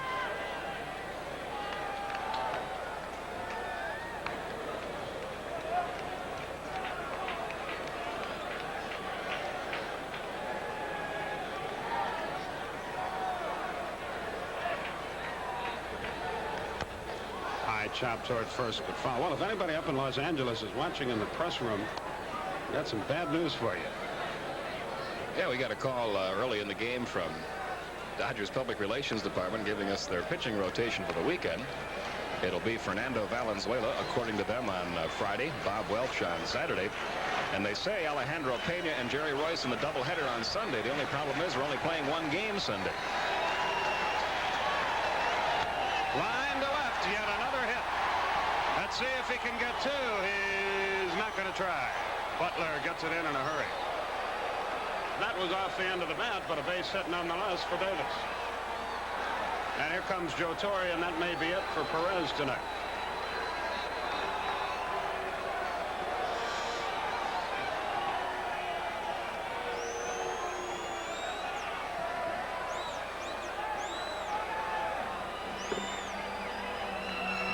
Yeah, Jerry Rice will be out there all by himself late Sunday afternoon in Los Angeles. And he is going to make a move, is Torre, and Danny Moore will come into the game. And we'll be back to see how he does right after this. Moore is 2-3 for the year with a 3.69 earned run average and 5 saves. It makes for some attractive pitching matchups in Los Angeles over the weekend. It'll be Craig McMurtry against Fernando on Friday night, Rick Camp against Bob Welch on Saturday night, and then Pascual Perez against either Alejandro Pena or Jerry Royce on Sunday. Jack Clark, the batter here, he's 2 for 2 with a couple of runs scored. Runner at first, 1 out. Terry Moore from Monticello, Arkansas here tonight, rooting for the Braves. Again, they chase Davis back to first. Mike Slavin and from Stone Mountain, Lyle Mall from Roswell are here.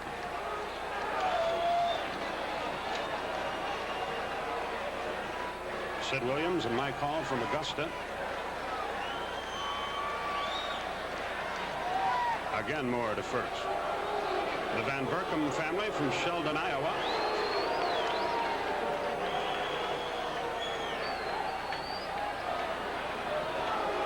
And a couple of aspiring artists, Bill Hope and Curtis Akins from Conyers. Swing and a miss by Clark.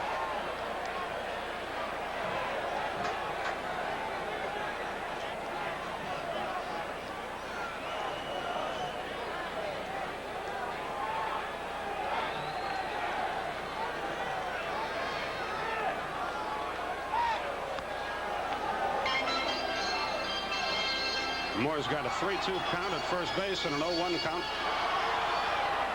in the batter's box to Clark.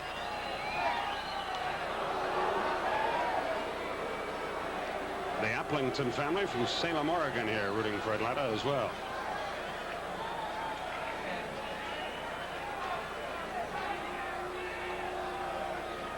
(4-3) San Francisco, our score in the bottom of the 5th.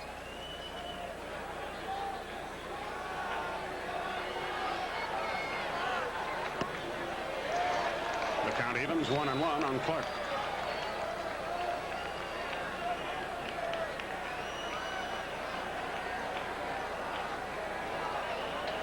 They're in the 7th now, and the Dodgers continue to lead Cincinnati 3-1. He threw the fastball by him, 1-2 to Clark.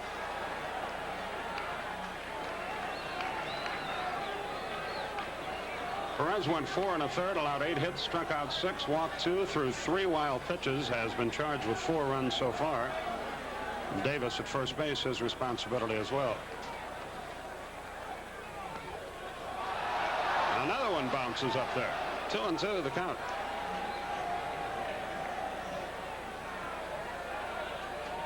Jim Quick, the home plate umpire, looks at the baseball.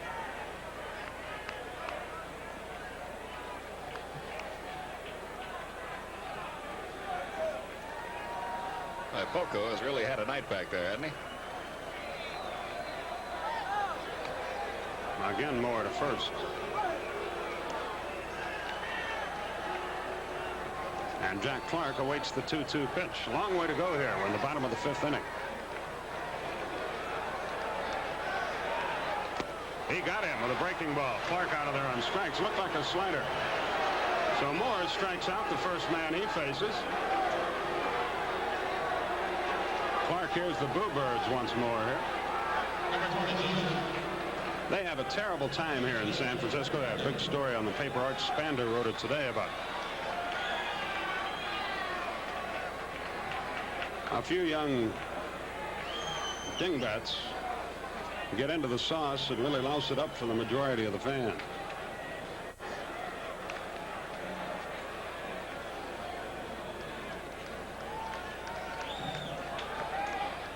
Leonard has walked and hit a sacrifice fly, driving home his 55th run of the year.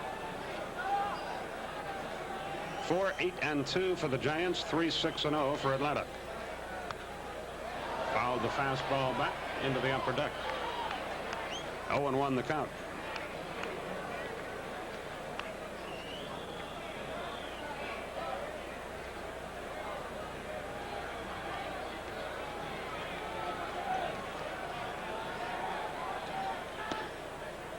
Slider missed outside, 1-1. Moore with a chance perhaps to pick up a victory here if he can pitch effectively in relief. It's only a one-run game.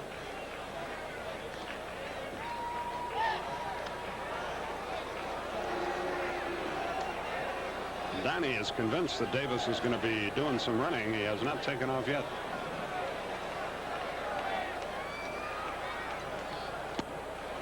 Low and away, 2-1 the count.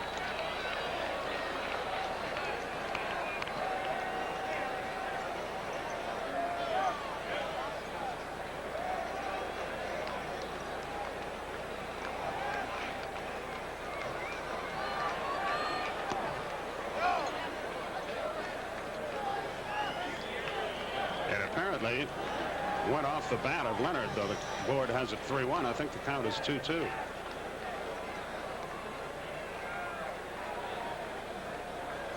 And now Jim Quick motions to the press box that that is indeed the case. There goes the runner outside. Poco's throw, a one-hopper, and he is easily safe. So Chili Davis swipes a base.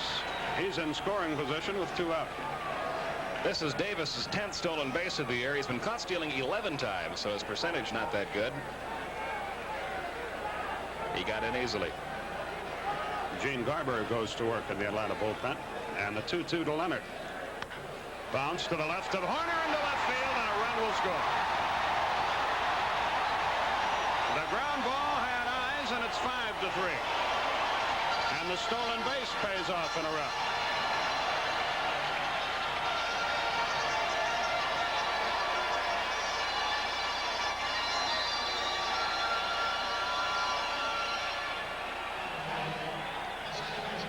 Jeff Leonard having by far his most productive year in the major leagues. That is his 56th RBI of the season. The most he had ever driven in the major leagues in 1 year before was 49, so he's already set a new high for himself in that category. And a tough hitter stands in, Joel Youngblood. 1 ball, no strikes. It's 5-3 Giants. The Braves battled from 3 behind to tie it, and now have let it slip away again. But a long way to go. We're only in the 5th. Up the middle, yet another base hit. Leonard around second. He's going to try. Murphy doesn't have a play.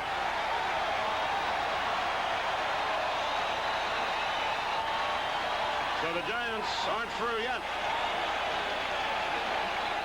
That is their 4th hit of the inning. They're on the corners for Bergman, who's 2 out of 2 with 2 RBI. And they're just pecking away at Atlanta. That's their 10th hit, and all 10 of them have been singles. Pocoroba to the mound to talk it over with Moore. Number 16, first baseman, Bergman. Garber getting ready in a hurry in the Atlanta bullpen.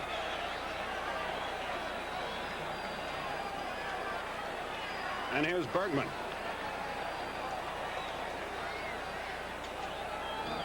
Former Houston and Yankee player.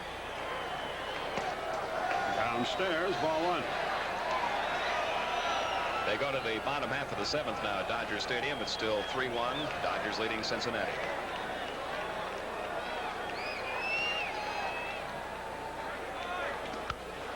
him up foul and out of play, and the count evens, a ball and a strike.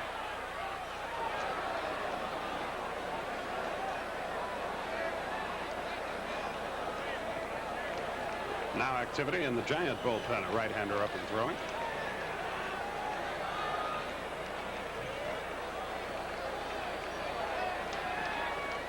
A ball and a strike, the count.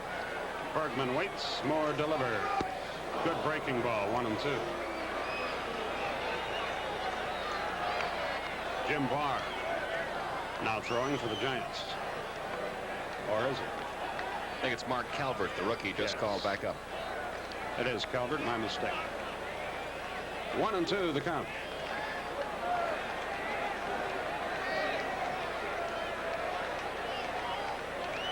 There goes the runner from first. Line drive, left field. It is a fair ball. 1 run is it. 2 runs will score. The Giants lead by 4, and all this with 2 out.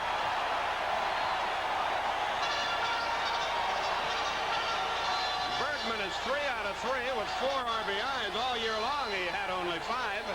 He has 9 now, and it's 7-3 San Francisco. That's just going with the pitch. It was a fastball on the way from the plate, and he just punched it down that left field line. It's only his 3rd extra base hit of the year. It's the 1st extra base hit of the game for the Giants, and they now have a 4-run lead.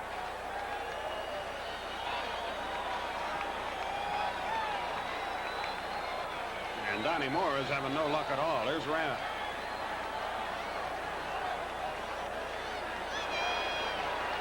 Rabb has struck out and bounced into a force play. Outside, ball 1. 7-11-2 for the Giants. 3-6-0 for the Braves.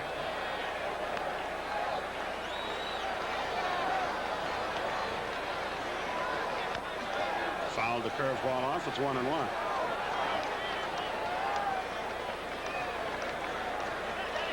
You got to give Frank Robinson some credit. Bergman never plays, but he got a look tonight.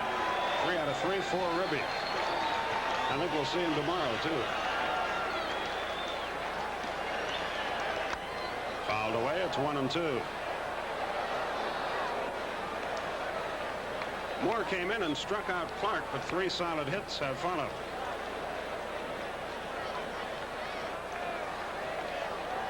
Pitcher Mike Krukow is on decks and is scheduled next.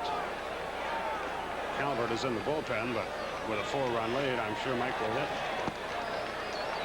2-2, the count to Rabb.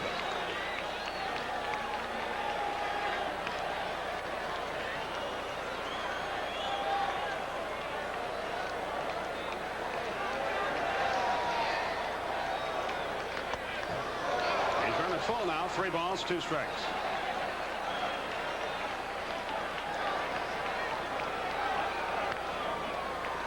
So we're due a payoff pitch to the Giant catcher.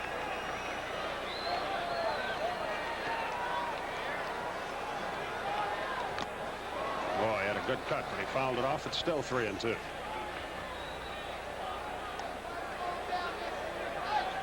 Toronto won a wild doubleheader from the Yankees tonight. 10-9 in the first game in 10 innings and 13-6 in the nightcap. The Yankees had 8 home runs in the 2 games and have nothing to show for it but 2 losses. Little bloop. Can Ramirez or Hubbard get there? Hubbard does, and the inning is over. But not before the Giants get rich. 4 runs on 5 hits. No errors, a runner left. At the end of 5, your score: San Francisco 7, Atlanta 3.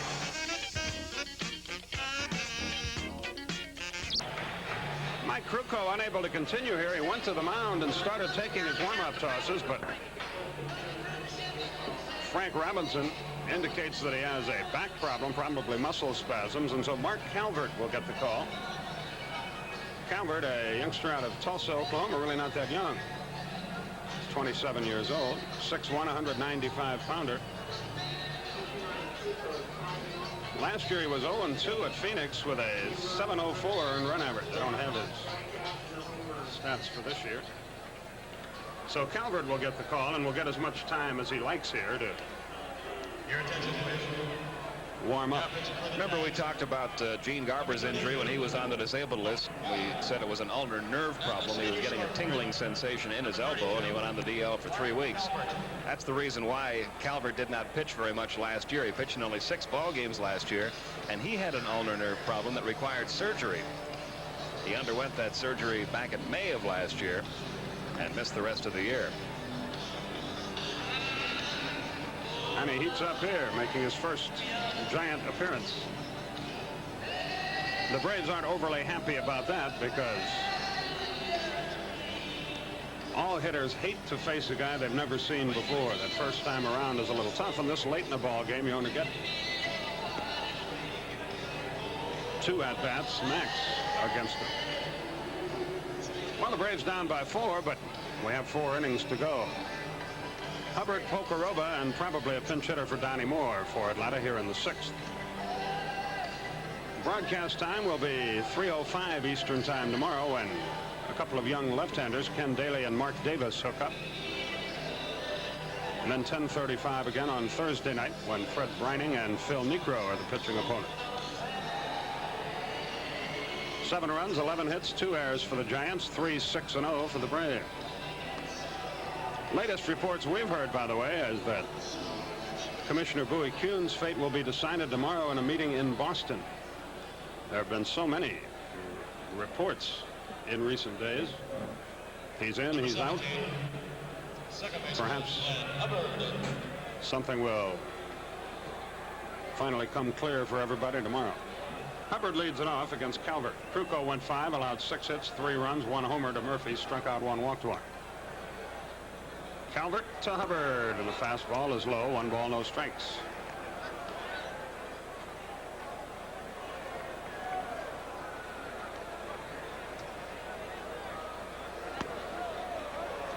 The Braves got 3 in the 5th, but the Giants answered with 4 to take a 4-run lead. 2-0 to Hubbard. Strike called over the inside corner. He was taking all the way. It's 2-1. Wind blows toward left.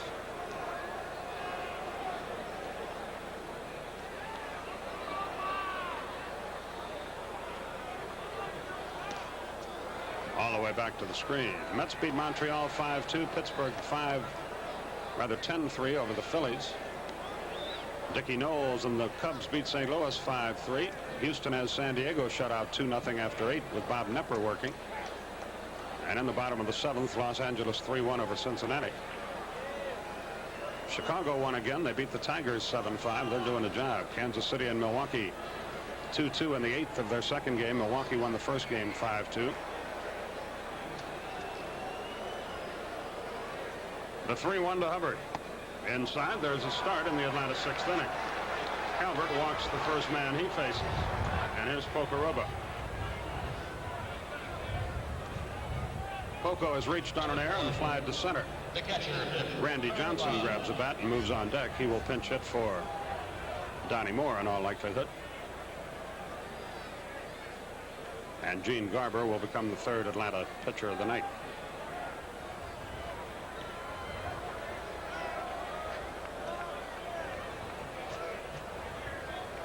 Pocoroba takes a little extra time getting in there.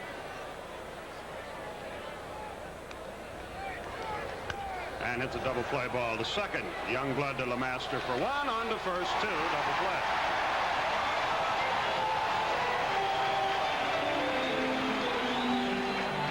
One pitch, 2 outs.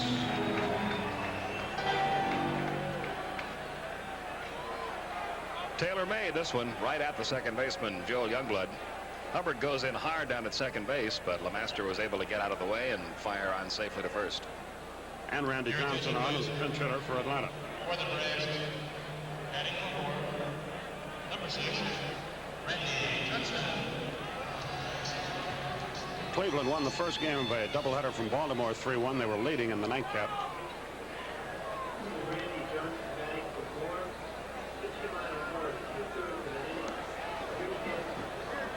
Moore went 2/3 of an inning, allowed 3 hits, 2 runs, struck out 1.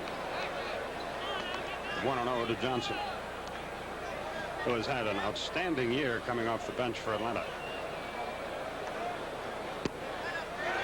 is the strike. It's 1-1. And he's gotten some big hits for the Atlanta team.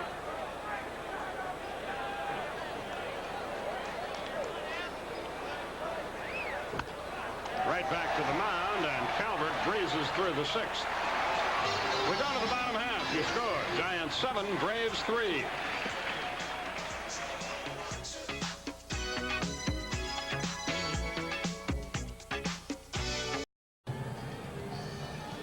Pitcher Mark Calvert will lead off the 6th against the new Atlanta pitcher Gene Garber.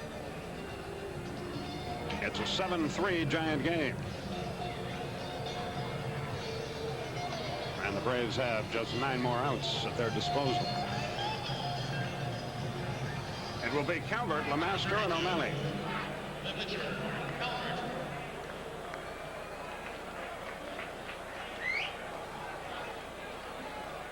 Garber makes his 2nd appearance since that ulnar nerve problem that Pete was talking about moments ago.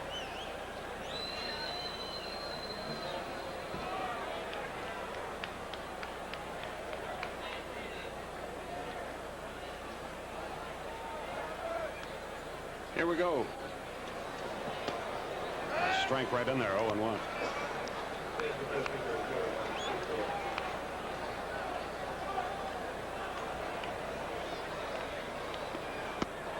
Oh, 2.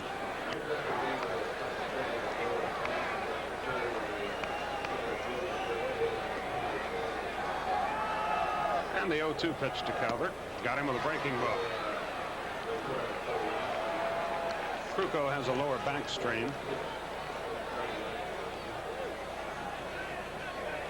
One quick out in the 6th. They have good news about one of their starting pitchers, Bill Lasky. They get him back. He'll pitch Friday night here against Houston.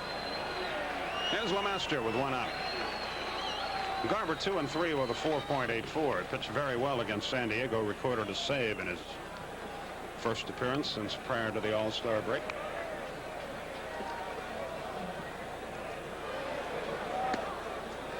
Four strikes in a row from Garber. It's 0-1.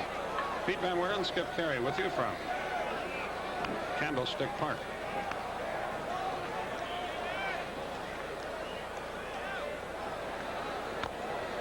Swinging bunt down the third baseline, but foul. 0-2 the count. Many things have been said about Candlestick Park, but none of them can be repeated on television.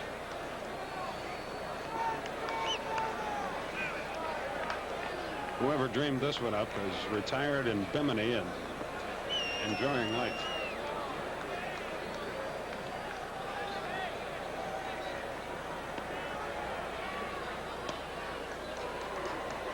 One and 2, the count to LeMaster.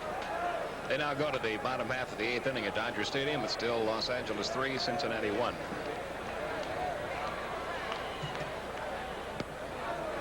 Two and 2 the count. So the lead would be 5.5, 4 on the loss side, unless either the Braves or the Reds or both can turn things around.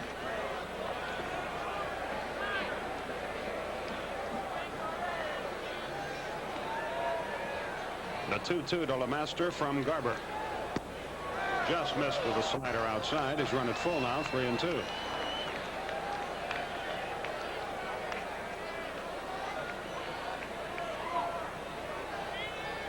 And the payoff pitch. Change of pace foul back. Count stays the same. LeMaster 2 out of 3. He singled to start that big 4-run 5th inning. Bats here in the 6th. A week from tonight, we're home against the Giants. That's 7:40 at Atlanta Fulton County Stadium. Line, great catch by Horner. He saved a certain double. Fine play by Horner for the 2nd out.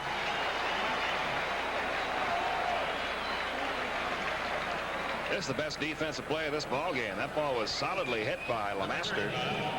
Headed down that left field line, and Horner with a diving stop. Tom O'Malley bats with 2 out, nobody on.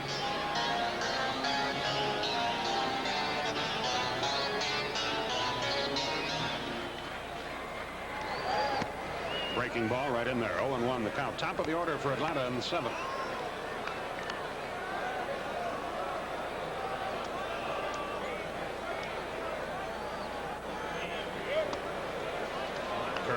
evens it up 1-1.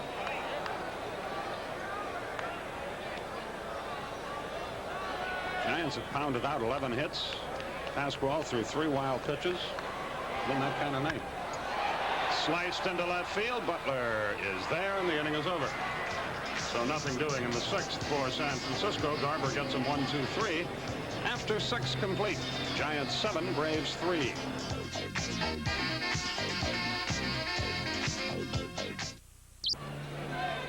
Immediately preceding tomorrow's Braves game, enjoy Great Western adventure as brother challenges brother in Carson City, starring Raymond Massey and Randolph Scott. Here at 1:05 Eastern on Superstation WTBS.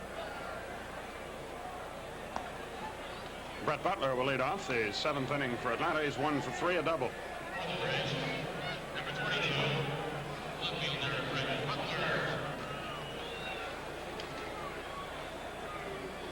Mark Calvert into his 2nd inning of work. He can get a save here if he completes this game for the Giants.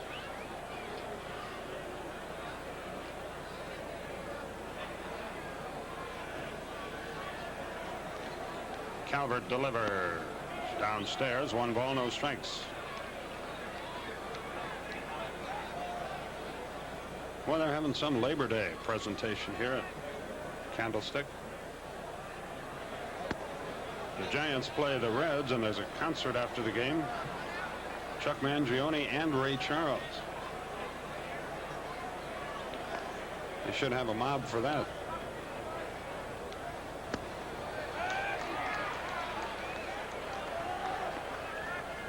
Two and 1 the count to Butler.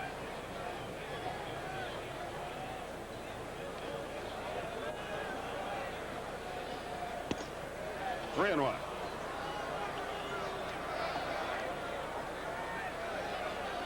Well, 4 runs is not out of the question.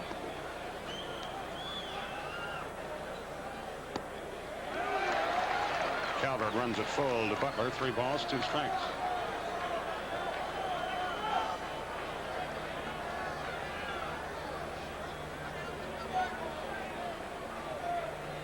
And we'll do the payoff pitch to the Atlanta left fielder. Here it is. He held up. And a runner is at first with nobody out. 2nd walk for Calvert. The first was erased in a double play. Here's Ramirez. Rafi 1 for 3, an RBI single in the 5th. The other 2 scored on a long right center field home run by Dale Murphy.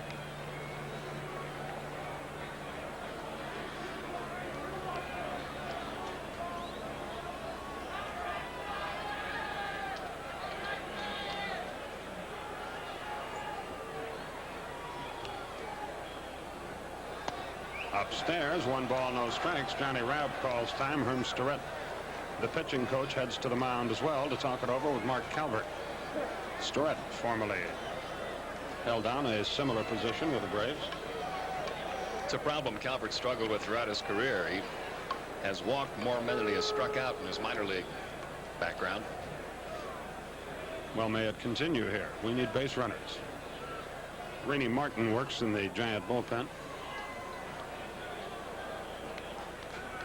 The Braves Richmond Farm Club won big tonight. Tony Brizzolero pitched a shutout against Columbus. Brad Cummins, Vargas, Bob Porter, and somebody else, Brooke Jacoby, all homered for Richmond. 24 for Cummins. The 1-0 to Rafi. Swung on, looped into center, but Chili Davis waits. 1 out. Here's Claudell Washington, 1 for 3. Washington ripped a double to left his first time. Number 15, right fielder Claudell Washington. Washington at 287 for the year, but just 29 RBIs.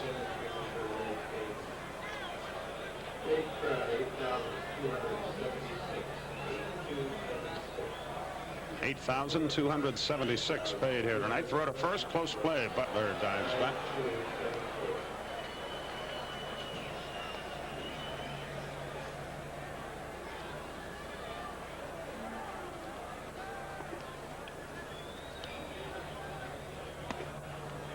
Harder to go, held up. 1-0 the count. They had 23,000 paid last night. One loss shouldn't make that much difference.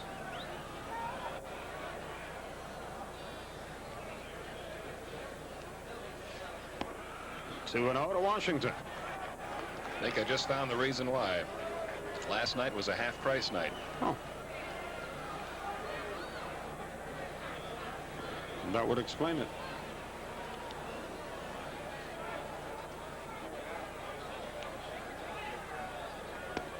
Three and 0 to Washington.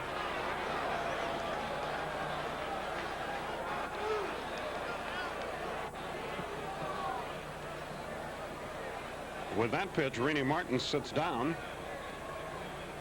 And there'll be further activity in the Giant bullpen.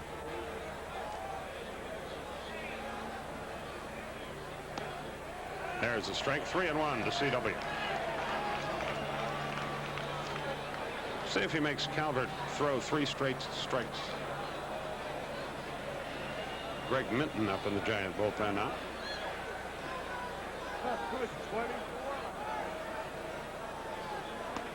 Strike 2 call. Washington was on his way to first, but the pitch caught the outside corner. So a payoff pitch to the Atlanta right fielder.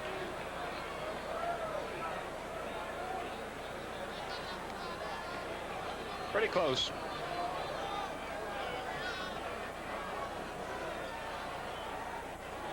Calvert gets his sign, and the 3-2 pitch.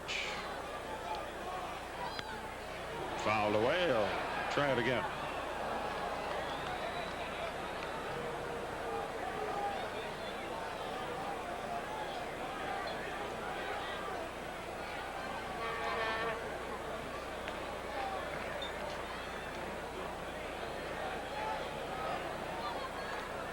And another payoff pitch to Clydell Washington. Runner goes. Strike 3 called. Rabb double pumps, then throws late. Washington all over Jim Quick, the plate umpire. He thought the pitch was outside, but he's called out of there. Butler has a stolen base.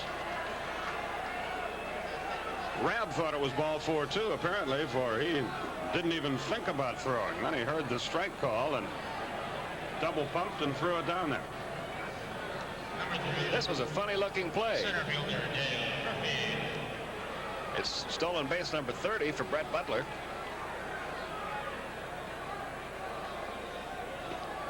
Dodgers win their game 3-1. We got our own problems. Here's Murphy, who hit one out of here his last time against Krukow.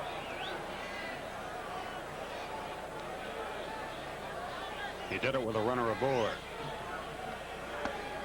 High and inside, 1 ball, no strikes.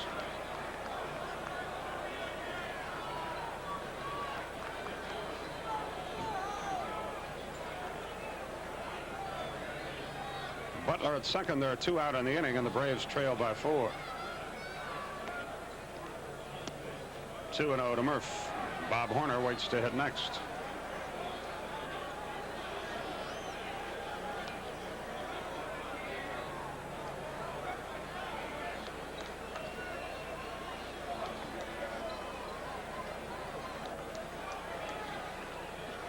The 2-0 pitch.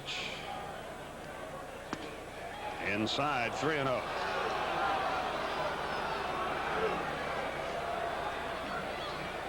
You would guess that Murphy would be taking here with his team down 4 on the 3-0.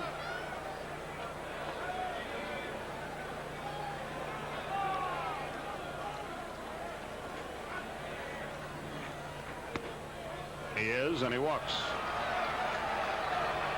Third walk for Calvert, and here comes Frank Robinson. That might be all. Greg Minton is heating up in the bullpen, and Robinson taking a leisurely stroll toward the mound.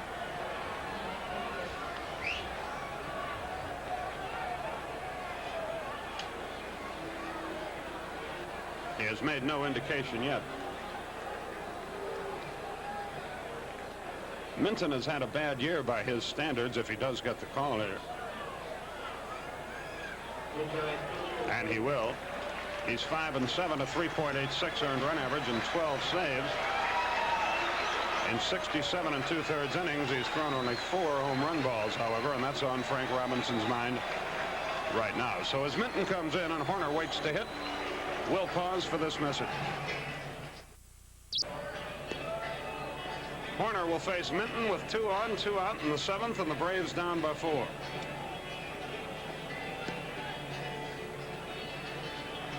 Minton, as we mentioned, has given up 4 home runs this year, and it's our understanding that 2 of them were back-to-back, both off the glove of Jeff Leonard leaping against the left field wall.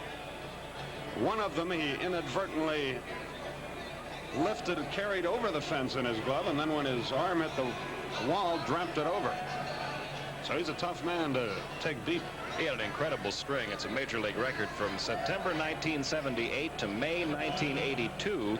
He did not give up a home run in 269 and a third consecutive innings. That's amazing. Okay, so we'll take a triple. Braves down by 4. Chambliss, the left-hand hitter, would be next. The wind now has shifted completely and blows toward right field, where Horner hit a home run last night. Strike called at the letters inside corner, 0-1.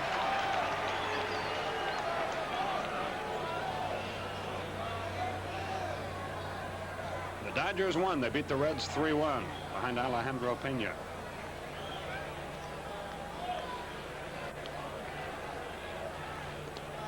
Well, the runners will be at second and third now, and Butler thought about trying to score in a different kind of game. He might have, but down 4, he didn't want to gamble. It's a wild pitch for Minton, and the count evens at 1-1.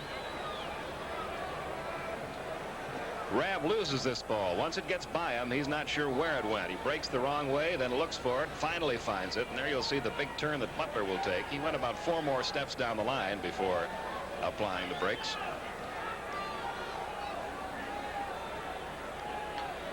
Well, now that the Dodger game is over, I'm sure the gang is gathered in the press room, and we're still not going to play a second game of doubleheader Sunday, no matter how many pitchers you say you're going to pitch. Rabb got shaken up on that pitch into the dirt, by the way, and the Giant system trainer attends to him.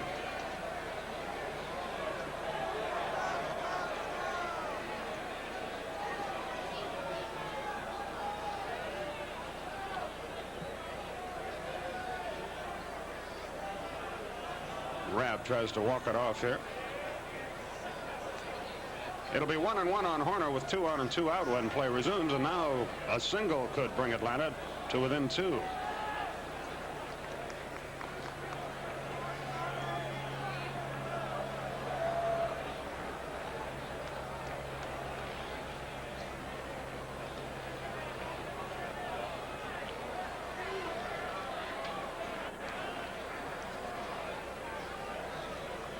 Minton ready to go to work.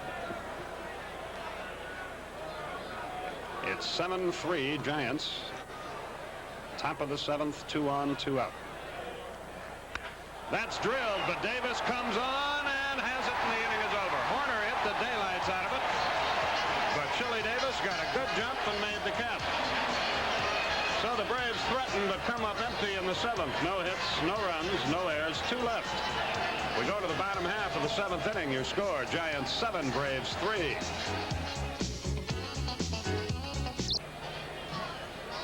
We go to the bottom half of the 7th inning here. It's a 7-3 ball game with the Giants on top, and they'll send Chili Davis, Jack Clark, and Jeff Leonard, the heart of their order, to the plate against Gene Garber, working his 2nd inning in relief for Atlanta. And with the play-by-play story, here once again, Pete Van Wieren. Thank you, Skip. It'll be Chili Davis leading it off. He has struck out and singled twice. He has 1 stolen base, and he has scored 2 runs.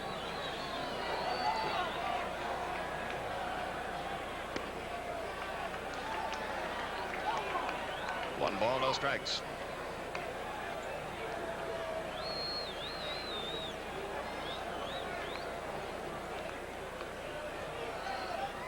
Now the 1-0 on the way, and it misses low and inside. 2-0 the count. Tomorrow afternoon, Ken Daly against Mark Davis. Phil Niekro against Fred Brining. On Thursday night, Craig McMurtry opens it up against Fernando Valenzuela in Los Angeles Friday night. Here's the 2-0 pitch, and there's a drive toward center. Pretty well hit, but Murphy back a few steps to make the catch. 1 down. Now the right fielder, Jack Clark. 7 runs, 11 hits, 2 errors for the Giants, 3 runs, 6 hits, no errors for the Braves. Bottom half of the 7th. Clark tonight 2 out of 3, 2 singles and a strikeout. He has scored twice. Giants have put together 10 singles and 1 double. There have been a couple of walks off Braves pitching and 3 wild pitches tonight. 1-0 on Clark.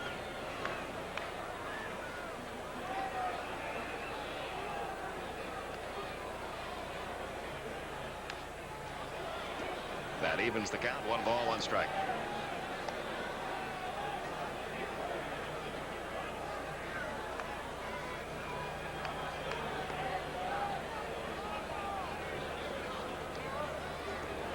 Now the 1-1 on the way. There's the changeup, and it's fouled back.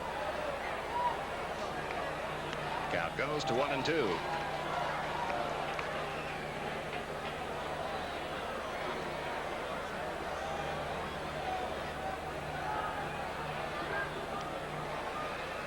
Garber double pumping. Here's the 1-2 offering. Missed low and outside. 2-2 on Jack Clark.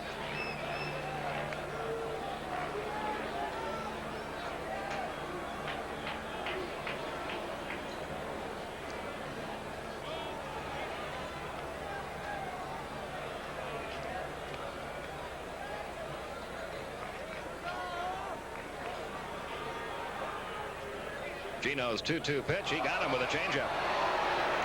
Garber records his 2nd strikeout, and he's retired 5 in a row since entering the game. Jeff Leonard will be the batter.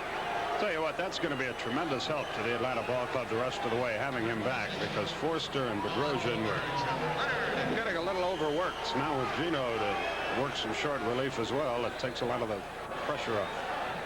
Leonard's had a good night. He walked in the 2nd, had a sacrifice fly in the 4th, a run-scoring single in the 5th, so he's 1 for 1 officially with a run scored and 2 RBIs. He now has 56 runs driven in for the year. That's a major league high for him.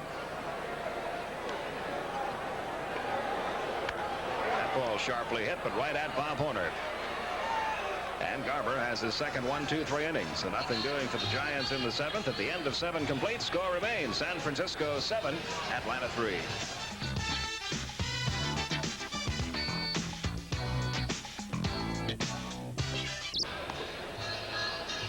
As we go to the top half of the 8th inning, get yourself up to date on all the scores by taking a look at the Red Man scoreboard. And, of course, the big game of interest to Braves fans, that game just completed at Dodger Stadium, won by the Dodgers over Cincinnati tonight, 3-1.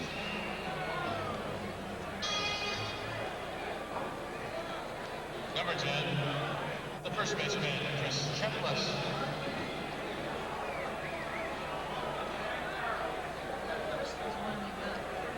We have a new catcher for San Francisco as we go to the 8th. Bob Brenly has taken over for Johnny Rabb. Chris Chambliss will lead off the 8th inning. He has struck out, flied to left, and grounded out to first. Mitten delivers a strike in the outside corner. Terry Forster now loosens in the Atlanta bullpen.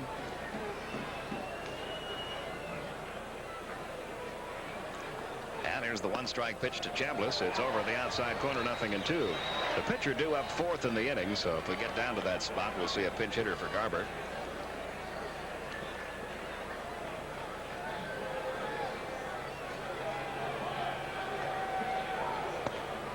Way outside, 1-2. The Giants' left-handed short man in the bullpen, Gary Lavelle, due to come off the disabled list as early as Thursday. It looks like he might. He got him. Fastball outside corner. Chambliss didn't think so. He's got a couple of parting words for plate umpire Jim Quick. That is the first strikeout for Mitten, and it'll bring up Glenn Hubbard. Well, you umpire. I think Chambliss had a right to be upset.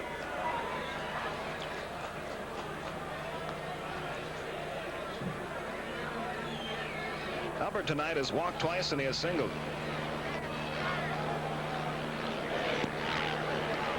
misses low, ball one. I hope Richie Phillips will forgive me for that opinion, but There's the 1-0 to Hubbard, right back to the mound, speared by Minton, and that's out number 2. 2 down quickly here in the top half of the 8th. Biff Pocoroba will be the batter. He reached on an error back in the 2nd, fly to center in the 4th, hit into a 4-6-3 double play in the 6th, so he's nothing for 3.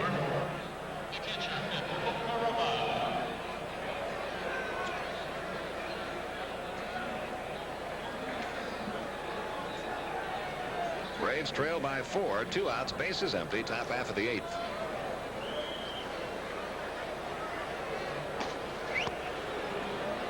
A ball low to Biff Pocoroba. Mike Jorgensen moves to the on-deck circle. He'd be the pinch hitter for Garber if Poco can reach.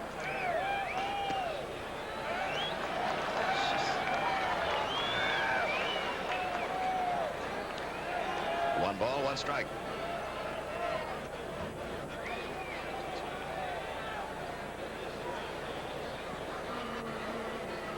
Now the 1-1 offering. 2-1 the count.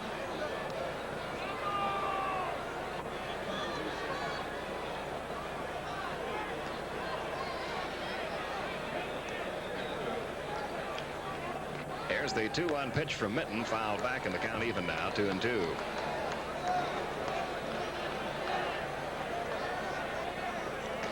The Giants have been going through the same thing with Greg Minton as the Braves just went through with Terry Forster and Steve Bedrosian. With Gary Lavelle disabled the last 3 weeks, Minton's been getting an awful lot of work. This is his 50th game of the year. Here's the 2-2 pitch, bouncing ball toward third. O'Malley to Bergman, and that's that for the Braves in the 8th. 1-2-3. We go to the bottom half of the 8th inning. No change in our score. Still Giants 7, Braves 3.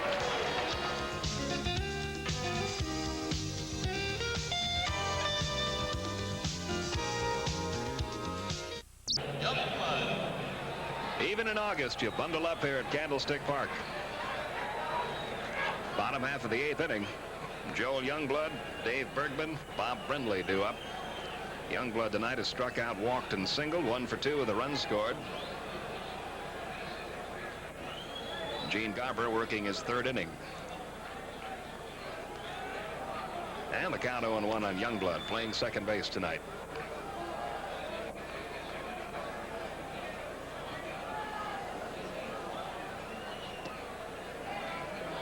Missing outside, 1-1.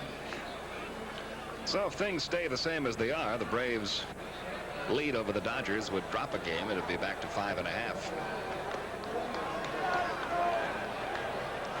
2-1 now on Youngblood.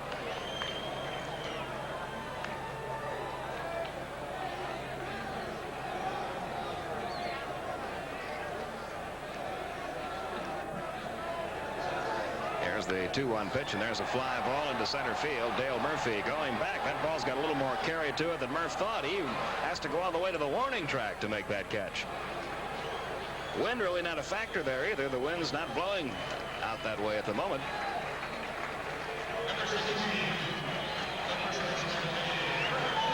And the big hand for Dave Bergman, a guy who doesn't get an awful lot of playing time. He's mostly used as a pinch hitter, but he starts tonight's game and has gone 3 for 3. 2 singles and a double with 4 RBIs. He began the night hitting just 167. He is now up over 200. 1 ball, no strikes.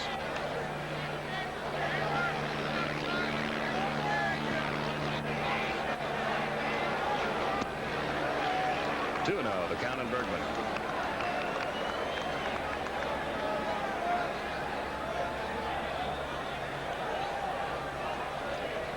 Now the 2-0 pitch, grounded sharply but right at Hubbard. Good play by Glenn. That ball got to him in a hurry. And Bergman retired for the first time tonight. He gets another hand as he heads to the Giant dugout. Now the catcher, Bob Brindley, batting for the first time. He's hitting .219 on the year with 6 homers, 27 RBIs, but he's been a hot hitter of late for San Francisco. He has hit safely and driven in at least 1 run in his last 6 games. He has 9 RBIs in his last 6 games. Takes a breaking ball, low and away, ball 1.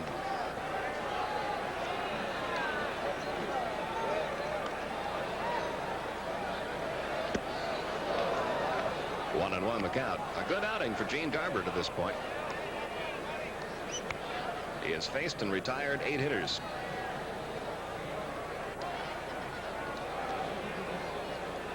Here's the 1-1.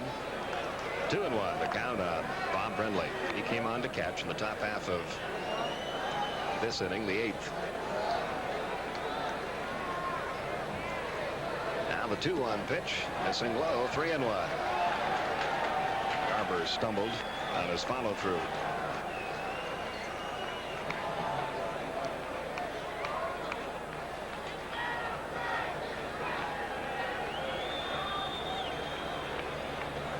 Now the 3-1 pitch on the way, got the fastball by him, and the count full, 3-2. Greg Minton is in the on-deck circle.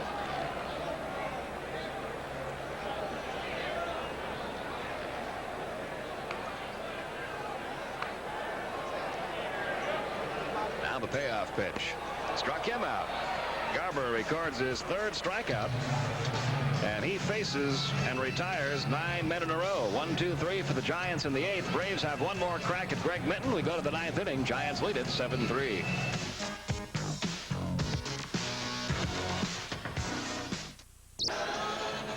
Mike Jorgensen will pinch hit for Gene Garber to open up the 9th inning for Atlanta. Jorgensen at 184 on the year, 2 homers, 6 RBIs. Both of his home runs have come as a pinch hitter. 1 on this road trip against the New York Mets. Butler will follow, then Ramirez. Minton trying to notch the save for Mike Krukow. 0-1 the count. Joe Torre has been pulling the right strings on this road trip. On this trip to this point, the Braves have used 15 pinch hitters, and 11 of them have reached base.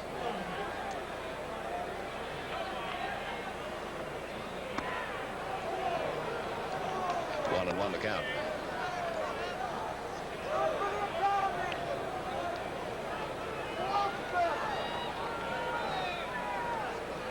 Now the 1-1 delivery, fouled away, 1-2.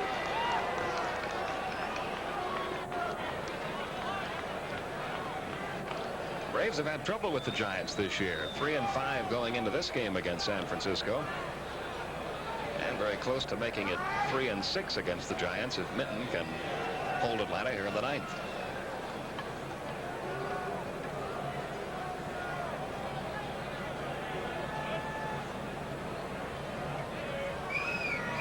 Now the 1-2 on the way, and that's pop foul, back out of play.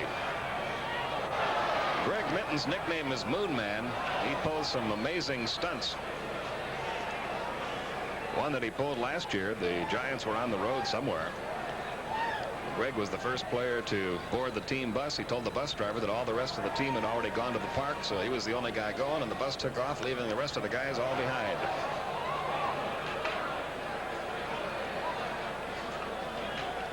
Count remains 1-2 on Jorgensen.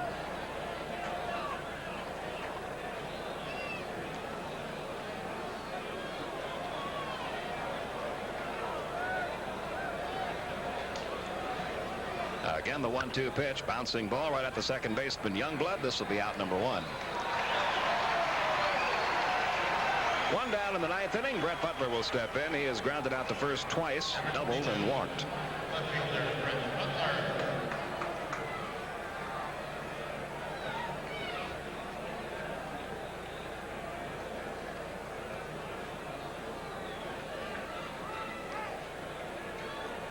Giants got a run in the first, 2 in the 4th. Braves tied it with 3 in the 5th, but then the Giants got their big inning, a 4-run bottom half of the 5th. And that 7-3 score is held until this point in the game. 1 out, top of the 9th.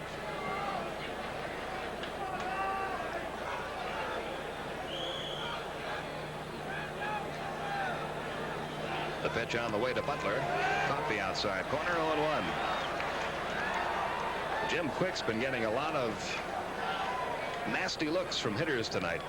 all on that same pitch. Most of the time it's the left-hand hitter, and it's the pitch on the outside part of the plate. 1-1 the count.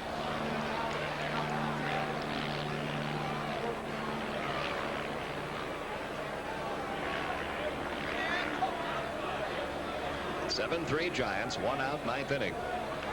There's the 1-1 to Butler, bouncing ball towards short. Lemaster up on this one cleanly, and that's out number 2. So it's all up to Rafael Ramirez, who was grounded out to short, popped to second, singled, and flied to center. He's 1 for 4. Number 16, shortstop Rafael Ramirez. And the Braves just 1 out away from dropping to a game under 500 on this road trip. They were 4-4 on the trip coming into this game.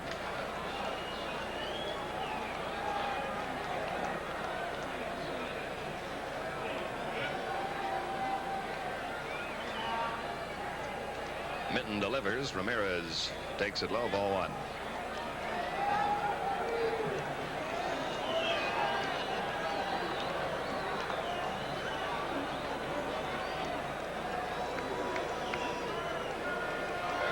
Now the 1-0 is grounded toward third. O'Malley to his left has it on to first in time.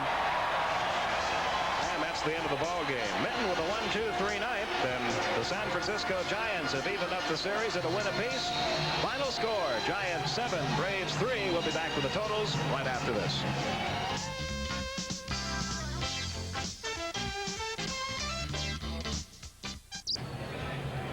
So the Braves are back where they were when this series with San Francisco began. Back to a 5.5 game lead over the Dodgers, as the Dodgers were 3-1 winners over Cincinnati tonight.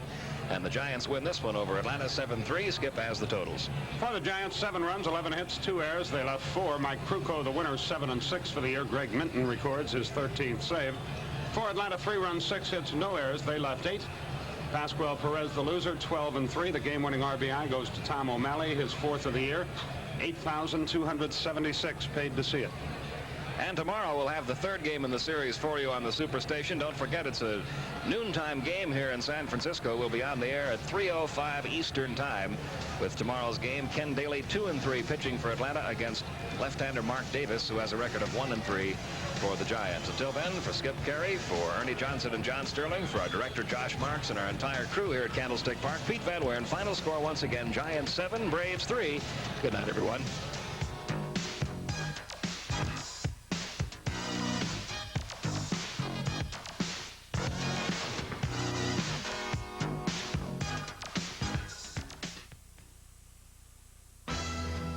Atlanta Braves baseball. America's team.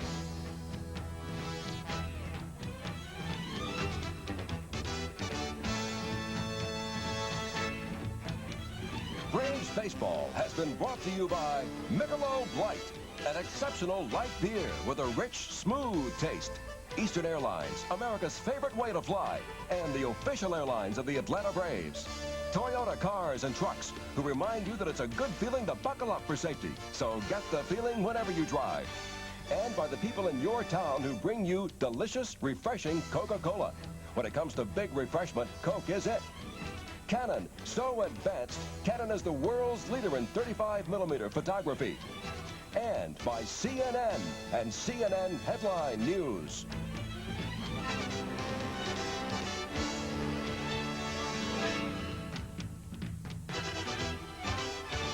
To Los Angeles for the big weekend. But first things first, Mr. Carey, you have the twirlers. Yeah, a couple left-handers who have had their problems, a couple of young kids. Mark Davis will be on the mound for San Francisco. He's 1-3, his earned run average over 4. That one victory, however, a complete game shutout over the Dodgers over the weekend.